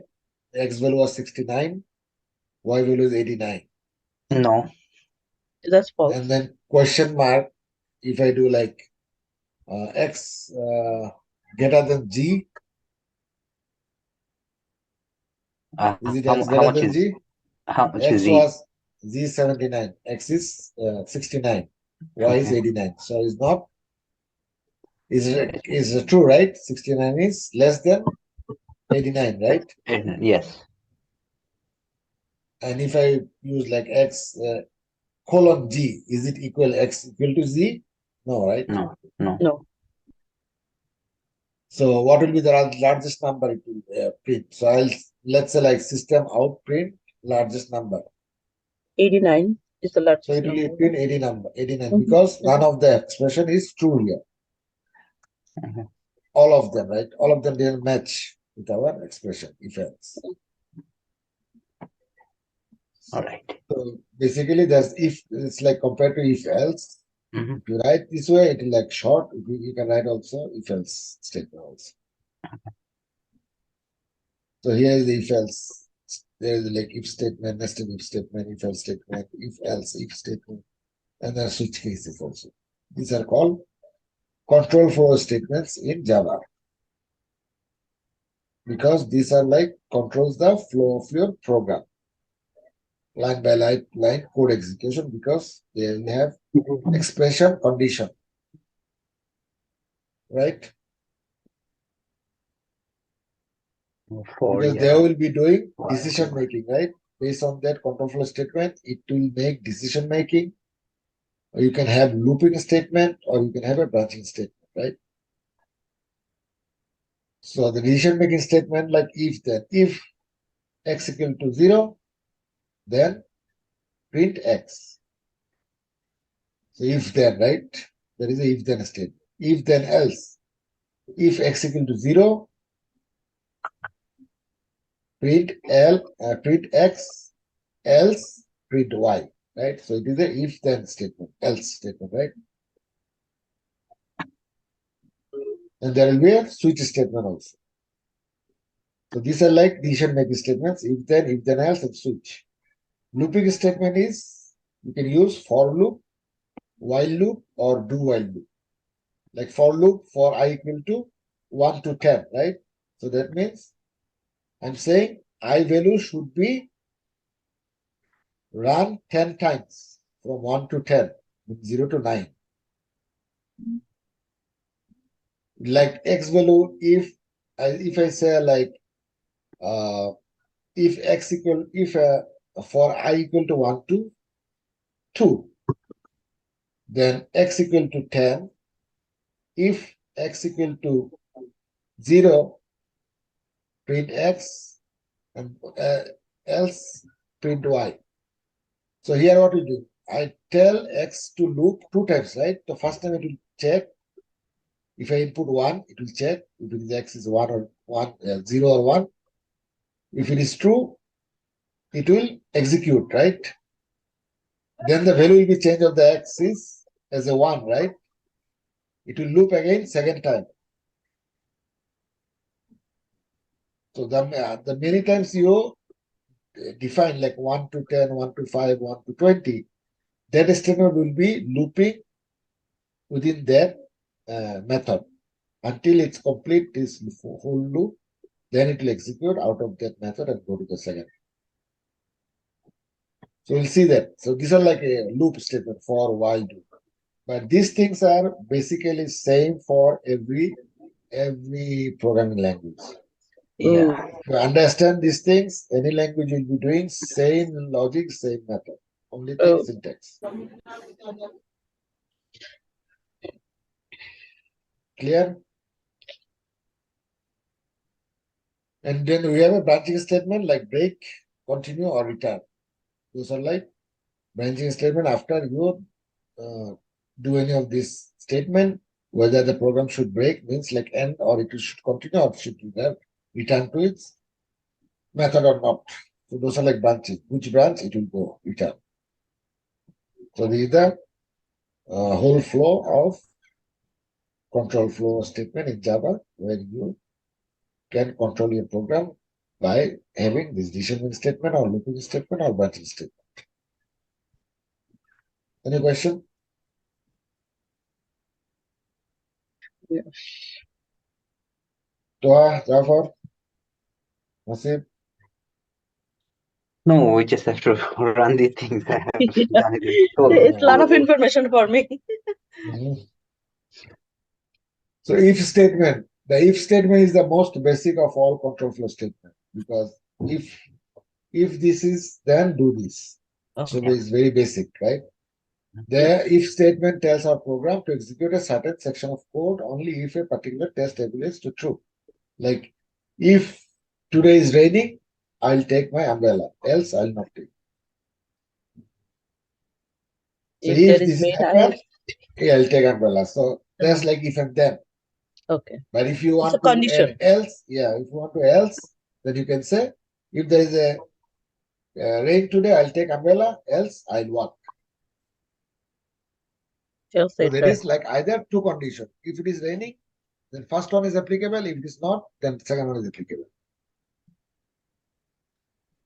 So there's the flowchart, like start initializing, and then if the condition is true, it comes the statement and execute it. And if there is any loop, as I said, like for I equal to 10, so it will come, condition is true, it will execute the statement, it will go to the again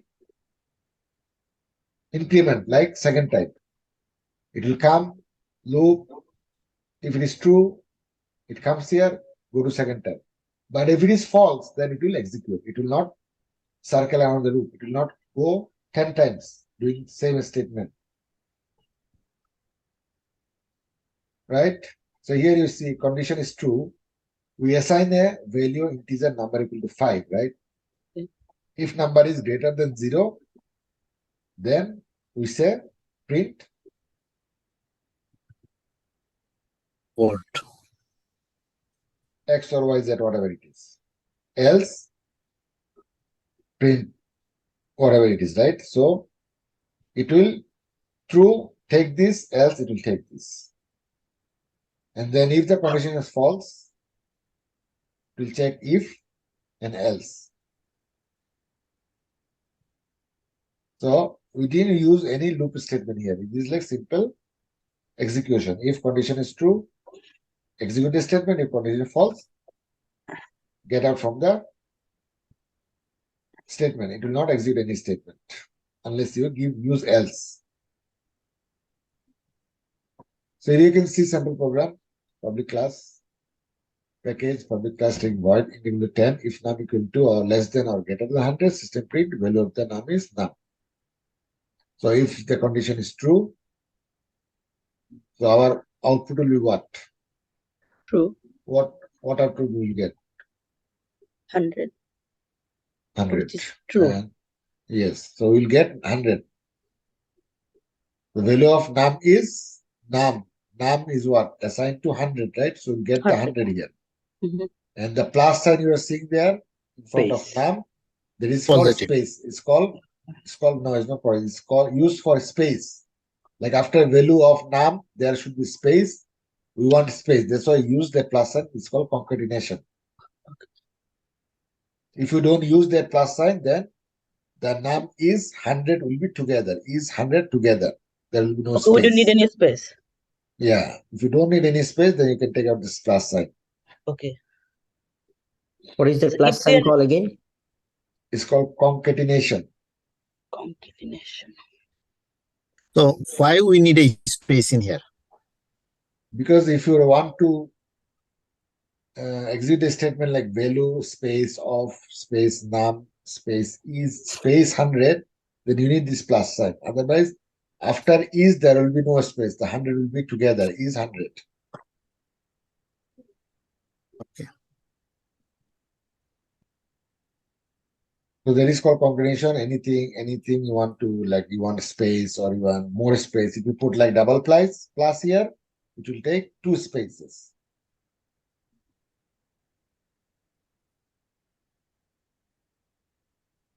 Any question? So there is a simple if statement. If else Yeah. is the same thing. There is also called Yeah. nested if statement, right? Nested Yeah. means like in SQL, what did you study? Yeah, nest. Query, nested query, right? Query within a query. That is also nested query in SQL, right? Yeah. Same thing here. If statement can have a nested if statement. Means there is if statement, under the if statement, there is another if statement. So before executing the first if statement, it will execute inside if statement, and then it will go to the outside statement if and execute the result. Clear? So an if statement inside another if statement. If the outer if condition is true, then the section of the code under outer if condition would execute and it goes to the inner if condition. If inner if condition is true, then the section of code under inner if condition would execute.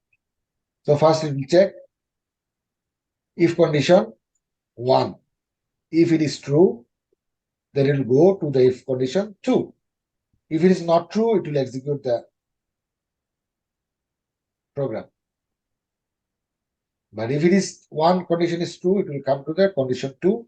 And if there is any loop, anything, it will complete that first, then go back again here, execute this statement and come out from the program.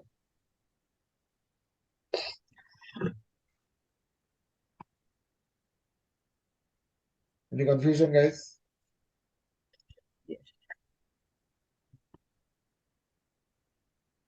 So here you have a package, three control flow statement. We have a public class nested if statement, and we have a method public static void main method.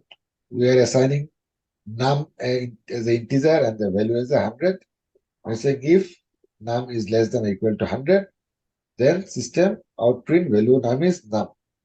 And if num greater than 50, we're saying print value num is num. So what will be the result? Anyone can tell me what is the result? Hmm. Num system. So first one is num less than or equal to 100. It will What be is our 100. num value? 100, right? If 100. condition is true or false? True. True. True, right? Yeah. So if it is true, then it comes to 100. this if, right? Okay. It comes to this if. Yes. So num is greater than 50. True. True. So it's True, gonna right? print. Yeah. It's gonna print. So the print is num 100, right? We can have multiple if conditions, and if one of them are false, it's not gonna print that number. But if all No. of them are true, it's gonna print the 100. Yeah. If first if condition is true, then it will go To the and next one. execute all inside, still meeting condition. If any one of them is false, it will execute outside the statement because condition is not met.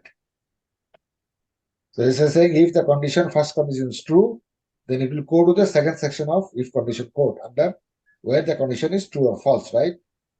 If it is first one is false, it will not go there, it will execute.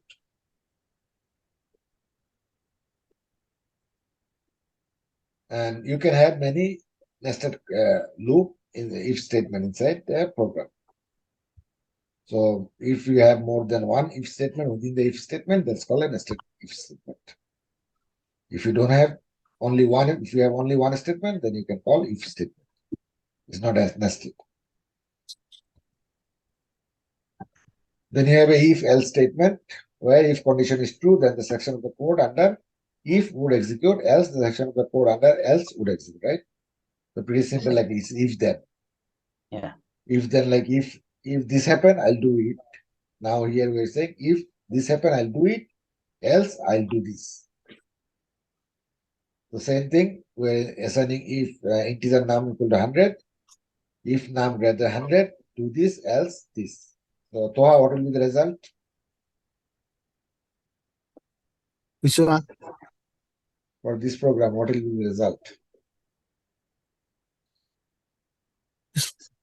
Yeah, If for num equal to 100, 100. we're Yeah. saying if num greater than 100, system outprint this value greater, else Greater than system 100. outprint value is less than 100. So what will be my final output?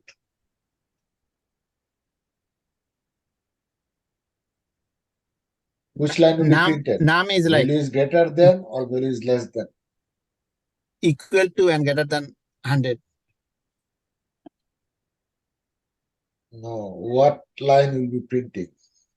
I'm saying my num equal to 100, right? Yes. The variable num's value is 100, and I'm saying if variable num is greater than 100, Yes. print this, else print this. So what will be my final output? Polly? Like condition statement. No. I'm asking output. What is my final Yeah, so output? I don't see because It's both true. are false. No, it's not. Both are false because 100 is not greater than 100 and 100 is not less than 100. That is the else statement. So if Yeah. it's Yeah. if it's not true, then It's it's gonna false. print else. The So what is inside else? Mm. It's gonna print that. yeah, that's what So it will print value is less than 100. 100 is for. Okay. It's not greater than 100. Mm-hmm. We're using else statement here. It's saying if the value is, if num value is greater than 100, then it should print value is greater than 100. Mm-hmm. Else, if it is less than 100, it should print value is less than 100. So if 100 is not greater than 100, then it should print value is less than 100. That's a simple Less thing. than Else, Okay. if there is a rain, I'll take umbrella. Otherwise, I'll not take umbrella. So if I see Yes. there is raining, I'll take the umbrella. Yes, I Okay. should say answer. So Else the statement. So else statement doesn't matter true or false. If the first one is not true, then it will print the else condition anyway, right? Yeah, if Okay. the condition is not true, first one, then it will go print else one, right? That's what I'm trying to say, that Oh, if yes. there is a Okay, now rain, it's I'll clear. take Yeah. umbrella. Mhm. Else, I'll not take umbrella. Now, if you're Okay. going out and you open your door, you see raining, right? What you'll do? You'll take the umbrella, or else you'll not take the umbrella. Okay. You take the umbrella, right? First one, right? Yeah. Therefore, Yes. understand? Yeah. It's true. It will take it. Else, it will take the other If one. it is Okay. true, it will print Yeah, the first take print it. Yeah. line. If Mhm. it is false, it will print the second print line. Okay. So it will print That's then. simple. The second one anyway. Mm. Yes. It's gonna get very clear when you guys are gonna do it. So it's Yeah. it's very easy. This one is very But easy. but is even though very easy with the statement, right? I'm saying if there is raining, I'll take umbrella. If Mhm. not, I'll not take umbrella. So if num equal to 100 or 100 greater than 100, so anything that if num is greater than 100, then it's true. Then it will gonna print whatever is written inside the if. It will print, value is greater than 100. It will print What this one. what we say after if.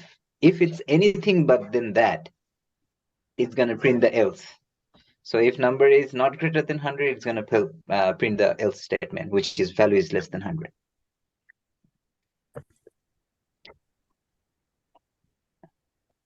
So these are the like condition you can have.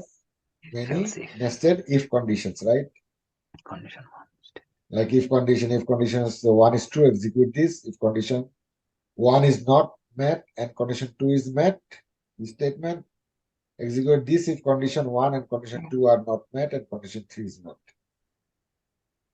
And then else, if none of the condition is true, then execute else, right? Here you have nested if and else condition, Yeah. right?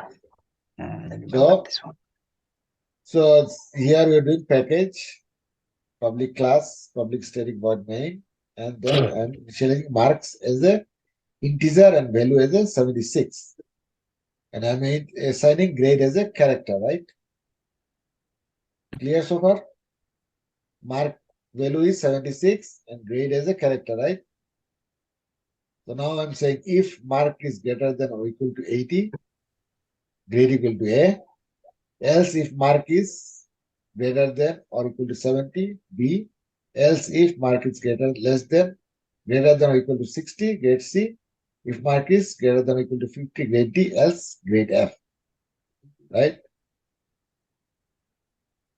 So Toa, Jafar, what will be which one will be print line? Grade equal to how much? What will you print from this statement? I know it's greater than 70 or equal to 70. Sorry, What will be my grade equal to what will be here? What number will be here? Toha, Polly, B. anyone? B. I mean, I said Grade B. will be B. B, yeah. Because it'll say if Grade will be marks B. mark greater or equal 7. So 76 is greater than 70. So B, yeah, B. Yeah, I B. said B the first time. Yeah. Yeah. Yes. So I said B. it will go check. My mark is 76. Yeah. 76 is greater than equal to 80? No. No. No. Else, right? Yeah. You go else if, right? Mhm. You check marks is greater than or equal to 70. Yes, it's greater than It is. 70, right? It is. Yeah. Mhm. Then it doesn't need to go any other if Any other. conditions. Mhm. It will just execute here and the grade will be B. B. If it was not true, that will come to the next one. The next one. If it So is it- not true, comes to the next one. If it is Mhm. not true, then anyway it is gonna print F. grade as a F. F for the effort. F for the fail. No, Right. F for their effort. The student Oh. effort. So the So second that's line will how- print. Yeah, so that's how the nested loop is doing. The condition should be met. So we need to pay attention on the condition. Then it will be Yes, yes, clear. Yes. yes.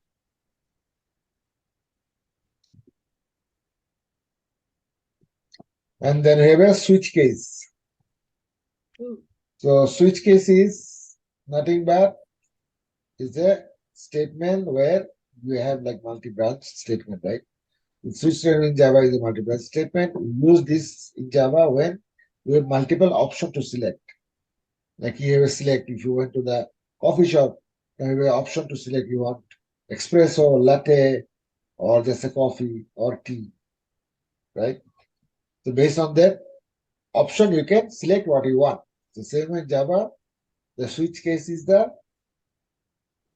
statement that you can have a multiple option and you can select whatever options you will execute based on the condition. It executes options based on the value of the expression. Switch works with the byte, short, character, and primitive data type. It doesn't work with the non-primitive data type, it only works with the primitive data type. It also works with the enumerated type, the string class, and a few special classes that wrap certain primitive types, such as the character, byte, short, and integer. So you can see you have expression. Based on the expression, it will go to the case 1 statement, and there will be a statement. It will go to the case 2. So there is a case 1, case 2, case 3, case 4, case 7, like that, and there is a default, right? And every case has the statement, right? Based on the expression, it will go which case statement will be executed, right? Yeah. So the syntax is like switch, expression, case, value 1. There is statement, break, case value 2, statement break until default. And this code will be executed if all cases are not matched. Default is like else. If condition are not matched, then anyway the default case will be executed. Okay. What did that mean, break? Break means it is a control flow statement where you had a branching statement where the if this matches, right, the case matches, whether the statement should or the program should still execute other statement or not. If I use continue, it will go continue using those things. But break means like if this statement is true, then execute. I don't need any other statement to be executed. If that is not match, if value 2 matches, then execute. Don't execute any other. If none of the statements matches, then print the default one. So you can use break, continue, or return as a branching statement, right? Whether the program should continue even though the statements are condition are met, or it should return to any other method, or it should break, means get out from the execution. If I want to execute all of them, so I don't have to write continue, or do I? It's default, right?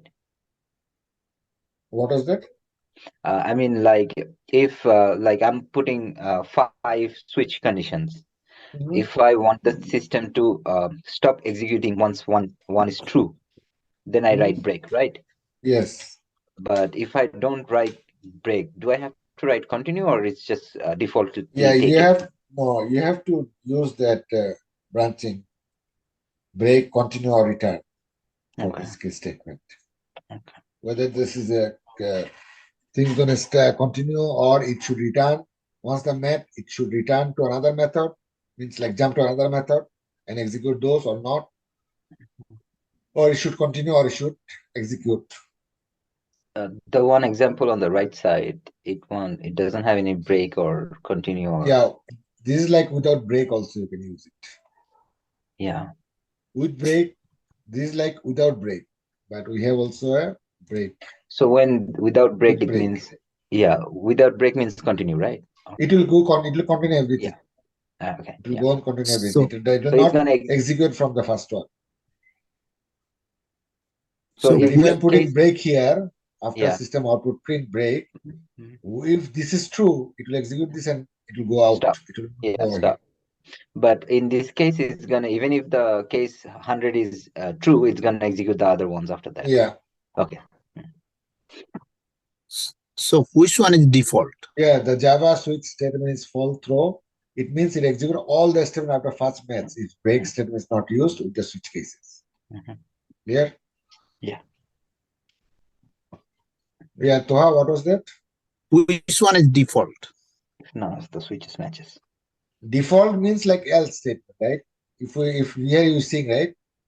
If mark is 80, do this or do this. If it is do this, if it is else, do this, right? The Yeah. last one, yeah. So same thing in switch. You have a case 1, case 2, case 3, case 4. If my condition met with case 1, execute that. If condition match with case 2, execute that. If 3 execute that, else. If it doesn't match any of them, then execute default, means else one. Oh, So that's one. all are in condition. Yeah. So which the default is not a condition now. No, default is like a else. Condition is like Default is else. else. Instead of Okay. using else, in Okay. case statement, we're using default. So right, default is like if none of the switch cases matches, it's gonna print default. Like none of if is matches. So what we are printing else, right? Else, yeah. So default is like as else. Yes. Okay. So here we have a package and control flow statement, public, and the method. We are saying number equal to 200 as an integer, switch as a number, right? Then we start the case statement. Case 100, system print value of case 1 is number, case 200, system print this in default, this, right? So here you see the case 100 and case 200. Here I'm not saying any case 300. I'm saying default. Means if the number is not 100 or 200, you execute this one, default one, which is value of default is default. Right? So here my initialize number is 200. When it comes to switch, it will come to the case number 1. But in case number 1, what number I have? 100, right? So it will not print value case 1, right? It comes to the second case. The case number is 200. And my value, assigned value is 200. So it matches, right? Then it will print value of case 2, 200. It will not print default. But if my number equal to 300, right? Case 1, 100 is not match. Case 2, 200 doesn't match. Then it will print the default. My value of default is 300. Clear?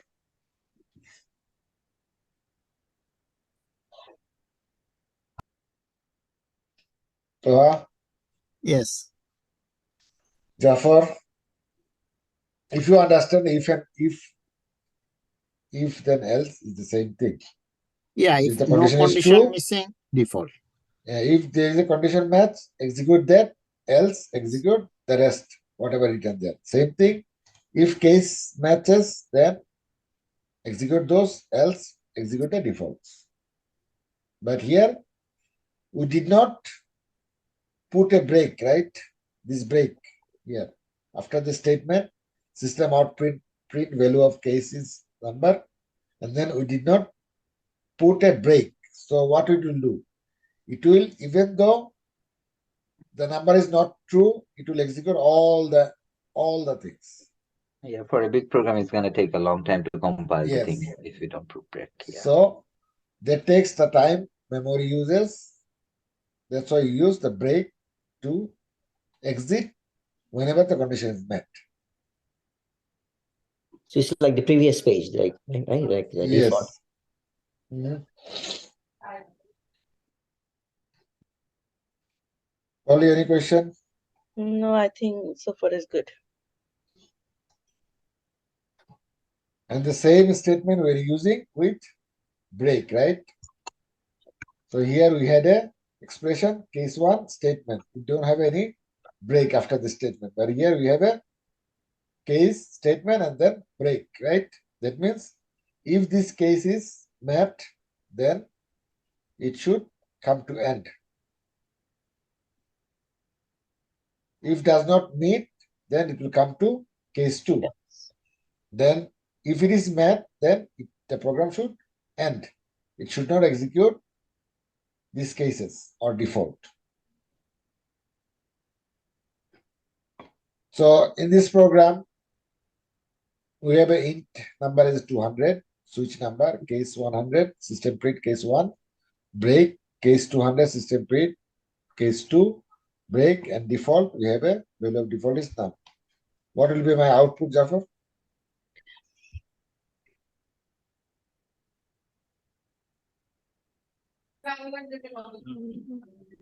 Which statement will be Print. printed? Like print value of case 1, case 2, or default? We default, no? Why? Because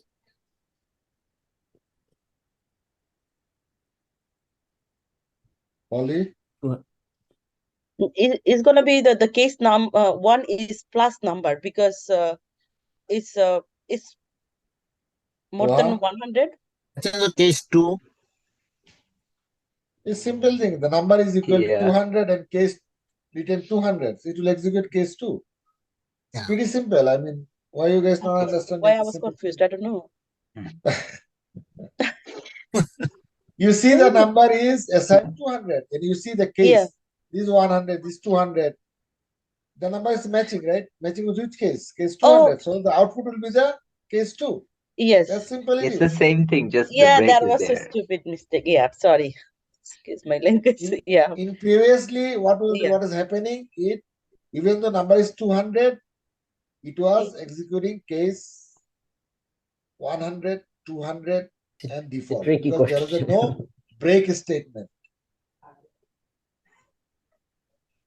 Understand? Yes, I get it now. And because now we put a break here after the statement system print value case 1 is num, then we put break.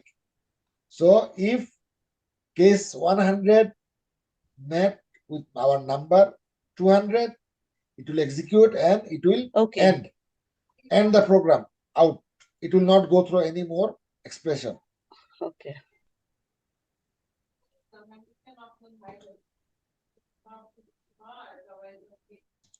So clear? Yes. That was silly mistake. Yeah. Shame.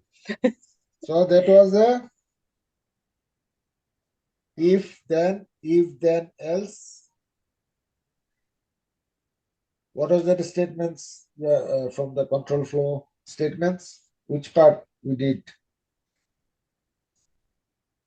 The condition, Yeah, by which part we did? the first one was Decision making statement, right? decision making. If then else and switch. Yeah, I have a quick question. If then, so if I put a condition like if the number is greater than 100, print this. Hmm? So isn't it if then is same as if else?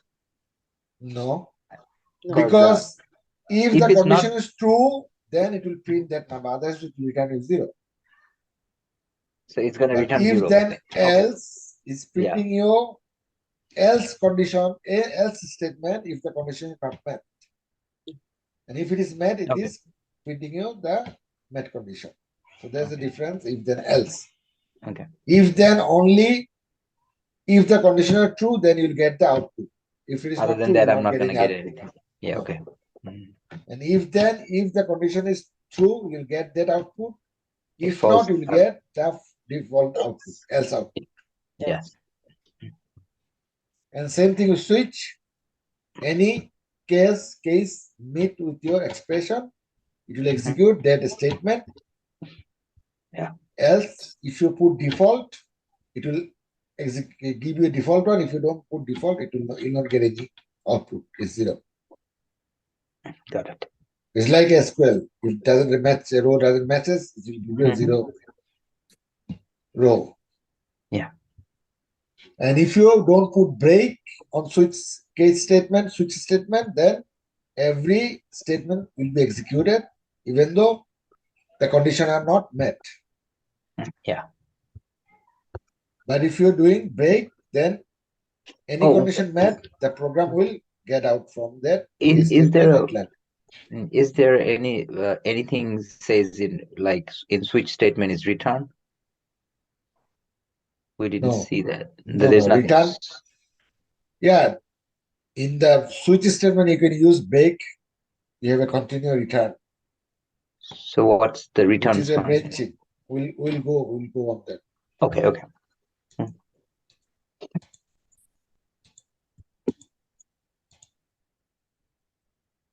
So this is now what? A looping statement. So this we are going to do looping statement. So Looping we've done with the decision making Decision statement, making. if then else, and case switch statement. Those are called a decision making statement within the control flow statement in Java. Then you have a looping statement. So you have a for loop, do loop, and do while loop, right? Here comes the loops. Yeah. So for loop, the for statement in Java allows us to repeatedly loops until a particular condition is satisfied. So this controller flow statement are same for every programming language. This is like a same basically. The operators mostly are same. The data types mostly are same. Little syntax differences. So this for loop allows us repeatedly run the execute the statement as long as the condition are there, right? Satisfies, right? Condition is satisfied. If it's not, then it will not continue with the loop. It will go out the loop. So if you start the program and it's initialization, then if the condition is true, it goes statement and it start looping either increment plus plus or decrement minus minus, right? So you can have like from 1 to 10. So it will go 1 time, 2 time.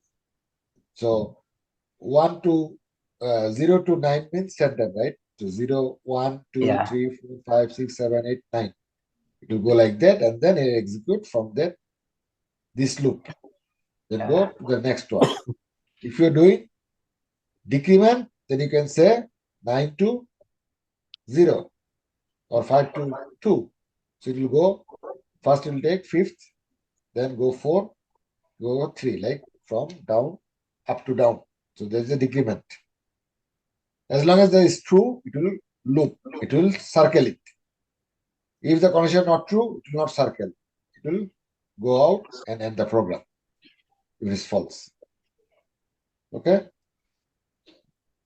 So syntax for initializations, termination, or increment, and the statement for that loop. So here we have the packages, class 3 control flow statement, public class simple for loop, and public string void main string argument, right? So here what? For int, right? Yeah. I equal to 1, Mhm. I is less than or equal to 10, I plus plus, right? Mhm. So what is that?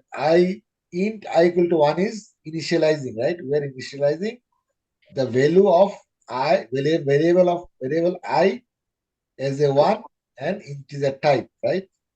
Mhm. And then I less than or greater to 10, we are putting a Boolean condition or expression, right? Correct? Yeah. And then I is a plus plus. It should be increment, not decrement. It's increment. This is wrong here. Decrement. Yeah, negative will be decrement, right? Yeah, it will be increment. Okay. And then system out print value is I is I. So who can tell me? Asif, 3 is the 3? what will be the value? Start from 1 to 10. 1, 2, 3, 4, 5, 6, 7, 8, 9, 10. No. 3. Why it will be 10? So it's a so we are printing only one line, right, over here? Okay. Yeah, so So what is I value? 1. I is 1. One. So I 2. So I less than greater to 10, right? So first Yes. loop will be start with 0, right? 0 Okay, to sure. First time I is less than or equal to 10. Hmm. Yes, right? It's Yes. true. Yeah. So it's I gonna value take will be I what? equal to 1. Yeah. I equal to 1, right? Yeah. Then again it will come. What is the I value now? 1. 1. Then 1 Plus. is greater than 10. Yes, right? I value will Yes. be what? 2. 2, right? Mhm. Then now the I value is 2. So now again 2 is less than or greater than 10. Yes, I value will be 3. 2 3. plus 3. 1. 2 Yeah. plus 1, 3, right? It will Yeah. go like way until it comes 10. 10. Until 9. 10. Yeah, Equal 9. to 10. Until If it is 9. come Like 9 9, plus 1, 10. yeah, if it is come 9, 0 to 9 is 10, right? So it's come 9. Yes. When I value is 9, 9 is less than greater than 10. Yes, right? So 9 plus 1 is Yes. 10, right? Now I Yeah. value is 10. Yes. 10 is greater than 10 or equal to 10? Yes. So I value is 10 plus 1 is 11, right? So the value should be 11, right? Okay. So I want which should we gotta run this. Yeah. Yeah, once we run it, we'll check Yeah. it. Mhm. But that's the condition, like that's the way it Yeah. will loop around. Mhm. As long as I value is less than or equal to 10, it will keep on looping, right? Yeah, and add 1. Once that's met, yeah, and add 1 because I plus plus, it will add 1 with the value. Once it comes true, 10 plus 1 is 11, right? If the I value is 11, now it will check. Yeah, 11 is less than or equal to 10? No. Yeah. No. So it will So execute it's gonna and stop. print 11, right? No, it's not gonna. It's that's the last one. Yeah. After Yeah, that. 11. Yeah. After 11, it will go and check and it's not true, then it execute it. Mm. Therefore, understand? Yes. Yes. So this is like 4 loops circling. Like I tell you, circle this, circle until you complete 10 Satisfaction. circle, right? So you start your bicycle, running it and circle it. You comes to point, you complete 1 circle, right? Is your completing circle is equal to 10? No, right? No, no. Then you go again, circle it. Comes second Mhm. time. It's 2, right? Yeah. Still, my condition was complete circle is 10. Still is Mhm. not equal. You keep on circling. You Yeah. circle 10 times. Now, I Is say equal. my complete is 10 is equal, right? Yeah. Then you stop, right? Oh. Just keep looping around then. Yes. So every time you come circle, add with original initialization plus 1. So once you circle came 1 plus the data is 1, 1 plus 1 is 2. Again you circle 2 plus 1 is 3. Like that it goes on until it maps to 10. Then it will exit from the loop. That's the looping condition. So until the condition met, it keeps on loop within that looping statement and execute the statement. Once the condition is false, it will get out from the loop and continue with the next lines. Okay. So, Yes. clear? So. So, okay. Enhance for loop, right? The enhance for loop is designed for iteration through collection and arrays. And this enhance for loops makes our loops more compact and easier to read. We'll go on collection and arrays later, okay? Okay. But you understand, try to understand enhance for loop. So this enhance loop makes our loops more compact and easier to read, right? What is the syntax? So temporary iterator variable is declared in the loop for like data type and variable. And the individual state elements is held in the iterator variable. To access the value, just use the iterator value.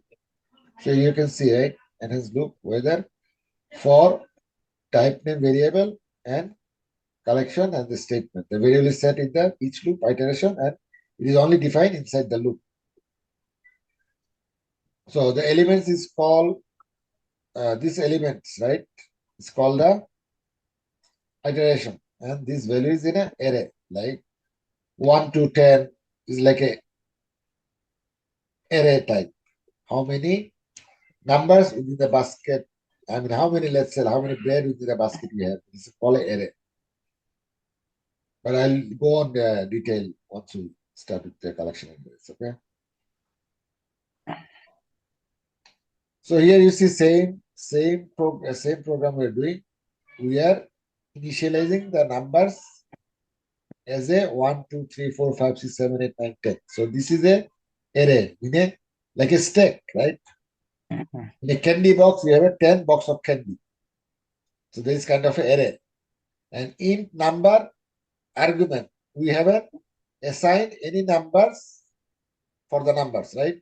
Like previous example, we did int I equal to 1, right? But here, we're not assigning int number equal to 1. Instead of what we did, we left blank and then we assigned arrays. So it will take the value from the array 1, 2, 3, 4, 5, 6, 7, 8, 9, 10. Like that.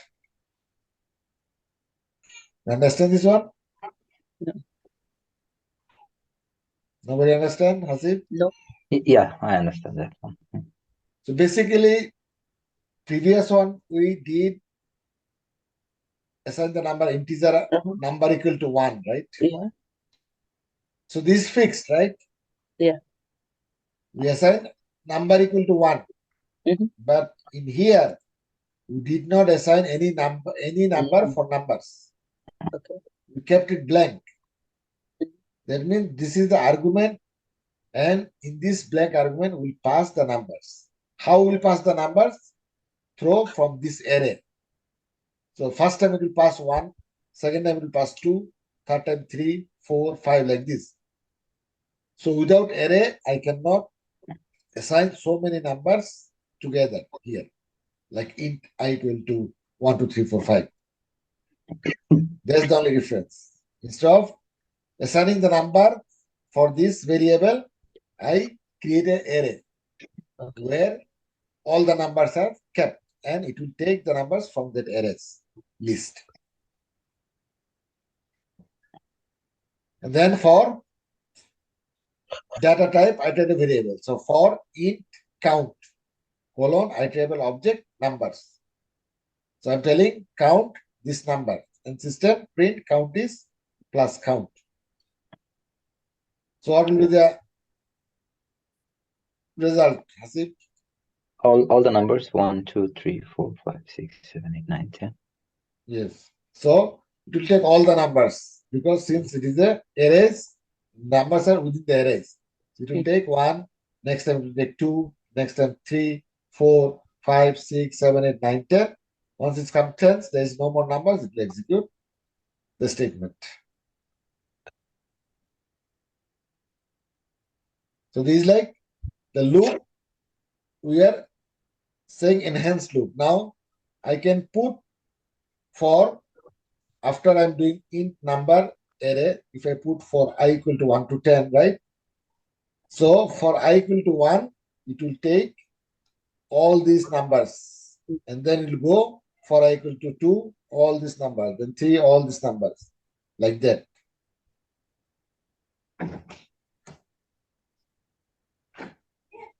Clear? Not so clear, but still. Yeah, kind of. Yeah, it's clear because of condition 1 to 10. Yeah, this is not condition, this is called array. Like a box. Within a box, you have a small candies, right? Like that. So you have like 10 candies. You have 10 numbers within that array list.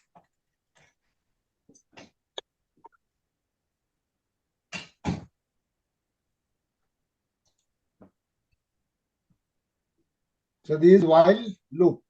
So that is the loop, and now we're doing while loop. If you understand the loop, is the same thing is the while loop. The while loop, the while statement continually execute a block of statement with a particular condition is true. So once the condition is true, it will execute. If the expression of the while statement evaluates to true, then it executes the statements in the while block, and the while statements continues testing if the expression and executing its blocks until the expression evaluates to false. So it will continue executing the statements until the expression is false. If it is false, then it will execute from the while loop condition. The while statement continually execute a block of statement while particular condition is true. The expression is syntax is while expression and the statement, right? So it start with the expression, come to the condition. If condition is true, then it will loop the body. Else it will end the program. For does the same thing, right? As long as the condition is Yeah, true, it same keeps thing. Yeah. While It's for same, loop, yeah. same thing. Only there's syntax is different. Yeah. So here same thing like a package 3 controls flow statement. We're calling public class while loop, and then static void main method. I'm initializing I equal to 1 while I is less than 10. Do this and I plus plus. So what will be the result? You can tell. Same as the last one. Yeah, so it goes like I equal to 1 is less than 10. It will go, value is 1. 1 plus 1 is 2. Yeah. It will go 2 less than 10. Yes, 2. 2 plus 1 is 3. Until goes like 10. 10 is less than equal to 10. Then 10 plus 1, 1, 11. 11. Now go 11 equal to or less than 10? No. So while this equal to this, so 11 is not equal to 10, it will exit. It will not loop anymore. Okay.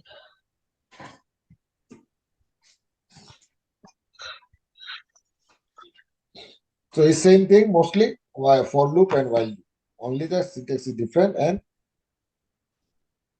only differences is little bit here if you do this right, Yes. and if you have more statements here, it will exit totally out of the program. But here, while this, until this body will be executed until while is condition is true.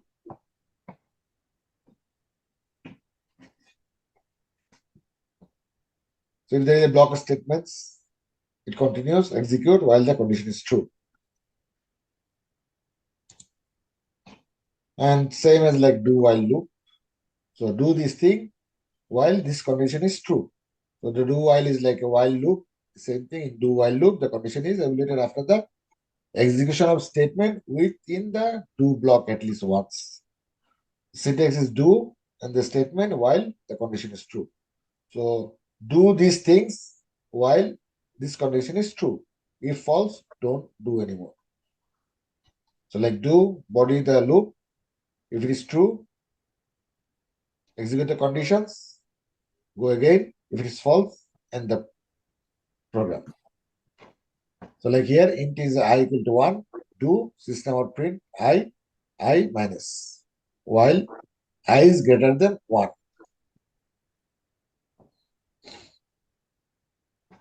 So what will be this? Is I So greater the than first 1? the first one should print 1, and then Yes. Next one is end. it will Stop. While do, 1. and then 0 and then stop. Yes. So until while is true, it will execute. If the while is false, it will stop. Stop. Yeah. So since 0 is less than 1 is false, it will stop. So do for loop, do loop, and while do while loop is mostly same. Just the syntax is different. Just syntax is different little bit. Like for loop, like pretty simple, straightforward. And then you have a while loop, little bit, and then you have a do while loop.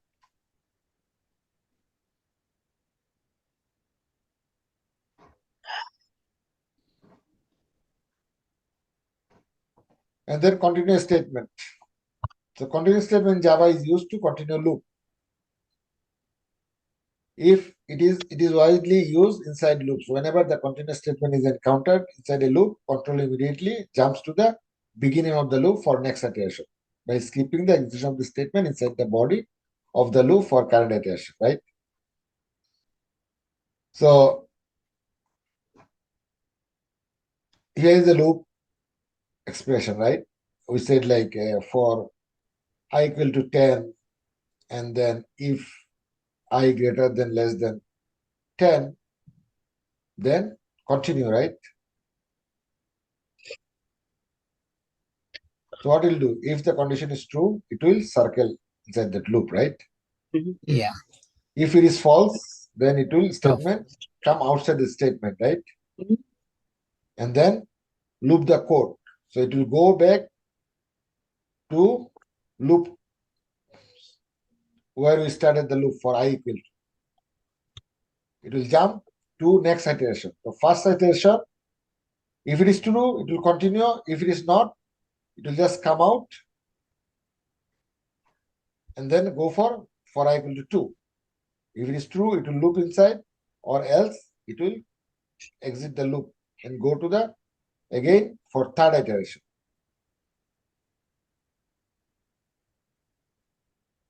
You see the difference? Yeah, so Yes. on the for loop on the right hand side, so when it's gonna start printing 1, 2, 3, and when it's I equals to 4, it's gonna skip Then that. 4 equal to 4. Yeah. So here what is doing? If I equal to 4, then continue, right? Yes.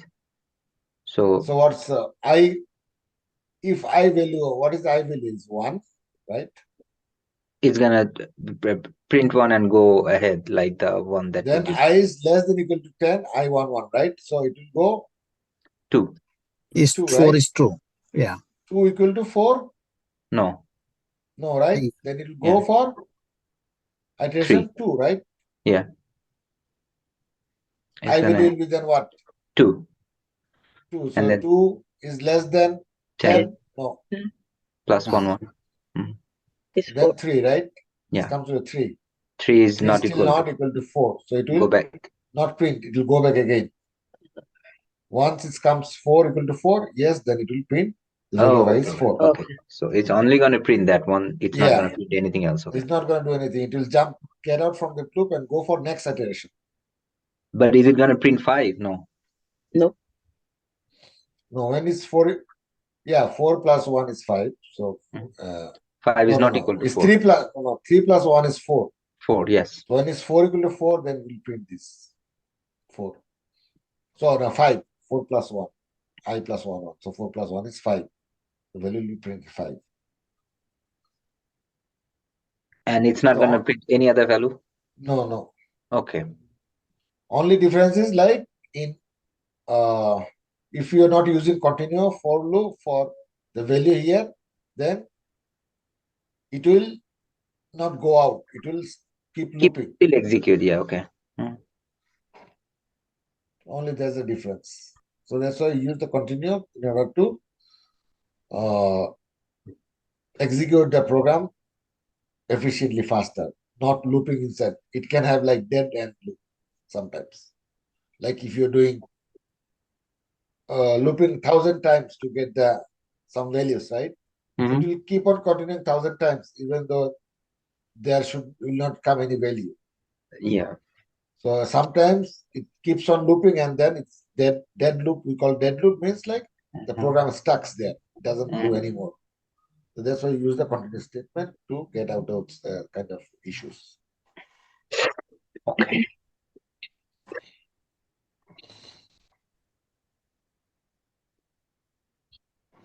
And break statement I already told you. So if you're doing like condition, you can use in a case statement. Also, you can use in the looping condition to break. So you use the condition true, that means go out. If condition false, is go to the again that Again. iteration. So here, like if I will do 4, the break, it's system print out. And this is here like we use like operator and means and x equal to 2 and y equal to 2. If this is the value, then do these things or break. If this is true, then print these things, go out. If not, go to the initials again. So this break statement Java used to break a loop statement or switch statement. You can use the break in switch cases or also you can use the loop statements. And this breaks the current flow at a specified condition. Like in case of inner loop, it breaks just the inner loop. So if there is like a nested if statement, right? And using here like two statement, right? For in x equal to 1 and x is less than or equal to 4. And again, there is a for statement, right? So this break, if you're using here break, right?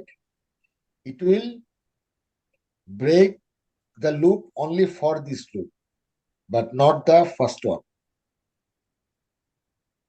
So it will keep on continue for the first loop, but it will break this loop. So if there is like a for I is x equal to 1 and x is greater than 4, right? X plus plus. Okay, what is our value I, right? So x1 is less than 4, yes, right? Yes. What will do? It will come here, then y equal to 1 and y equal to 4.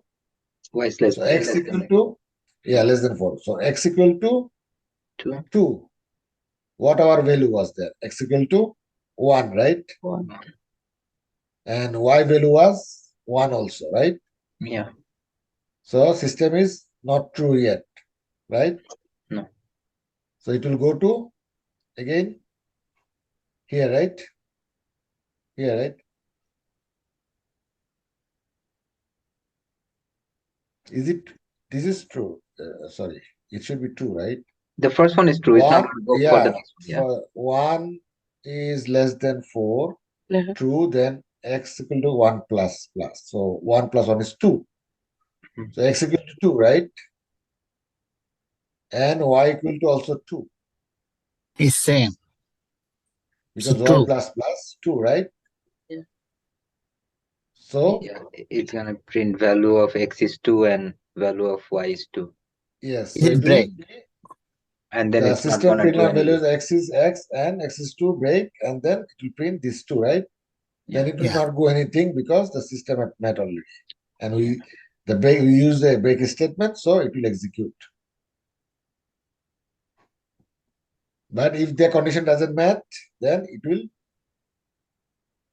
come through here, it run it, even though this is met, right?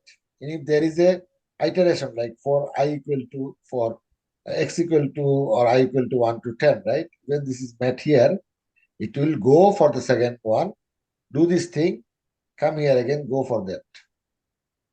So this break statement only applies for this loop for int here y equal to and y. Doesn't apply for x. For only for inner loop.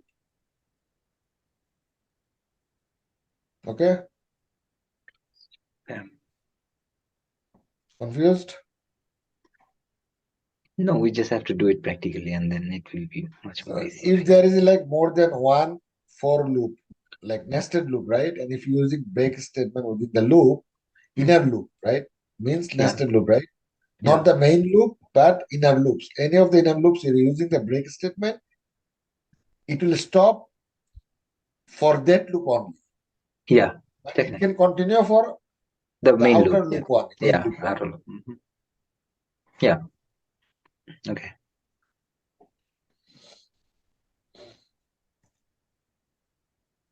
All right. So Can you like take 5 minutes break or? yeah, we'll take 5 minutes break and then we'll install the Java. Okay.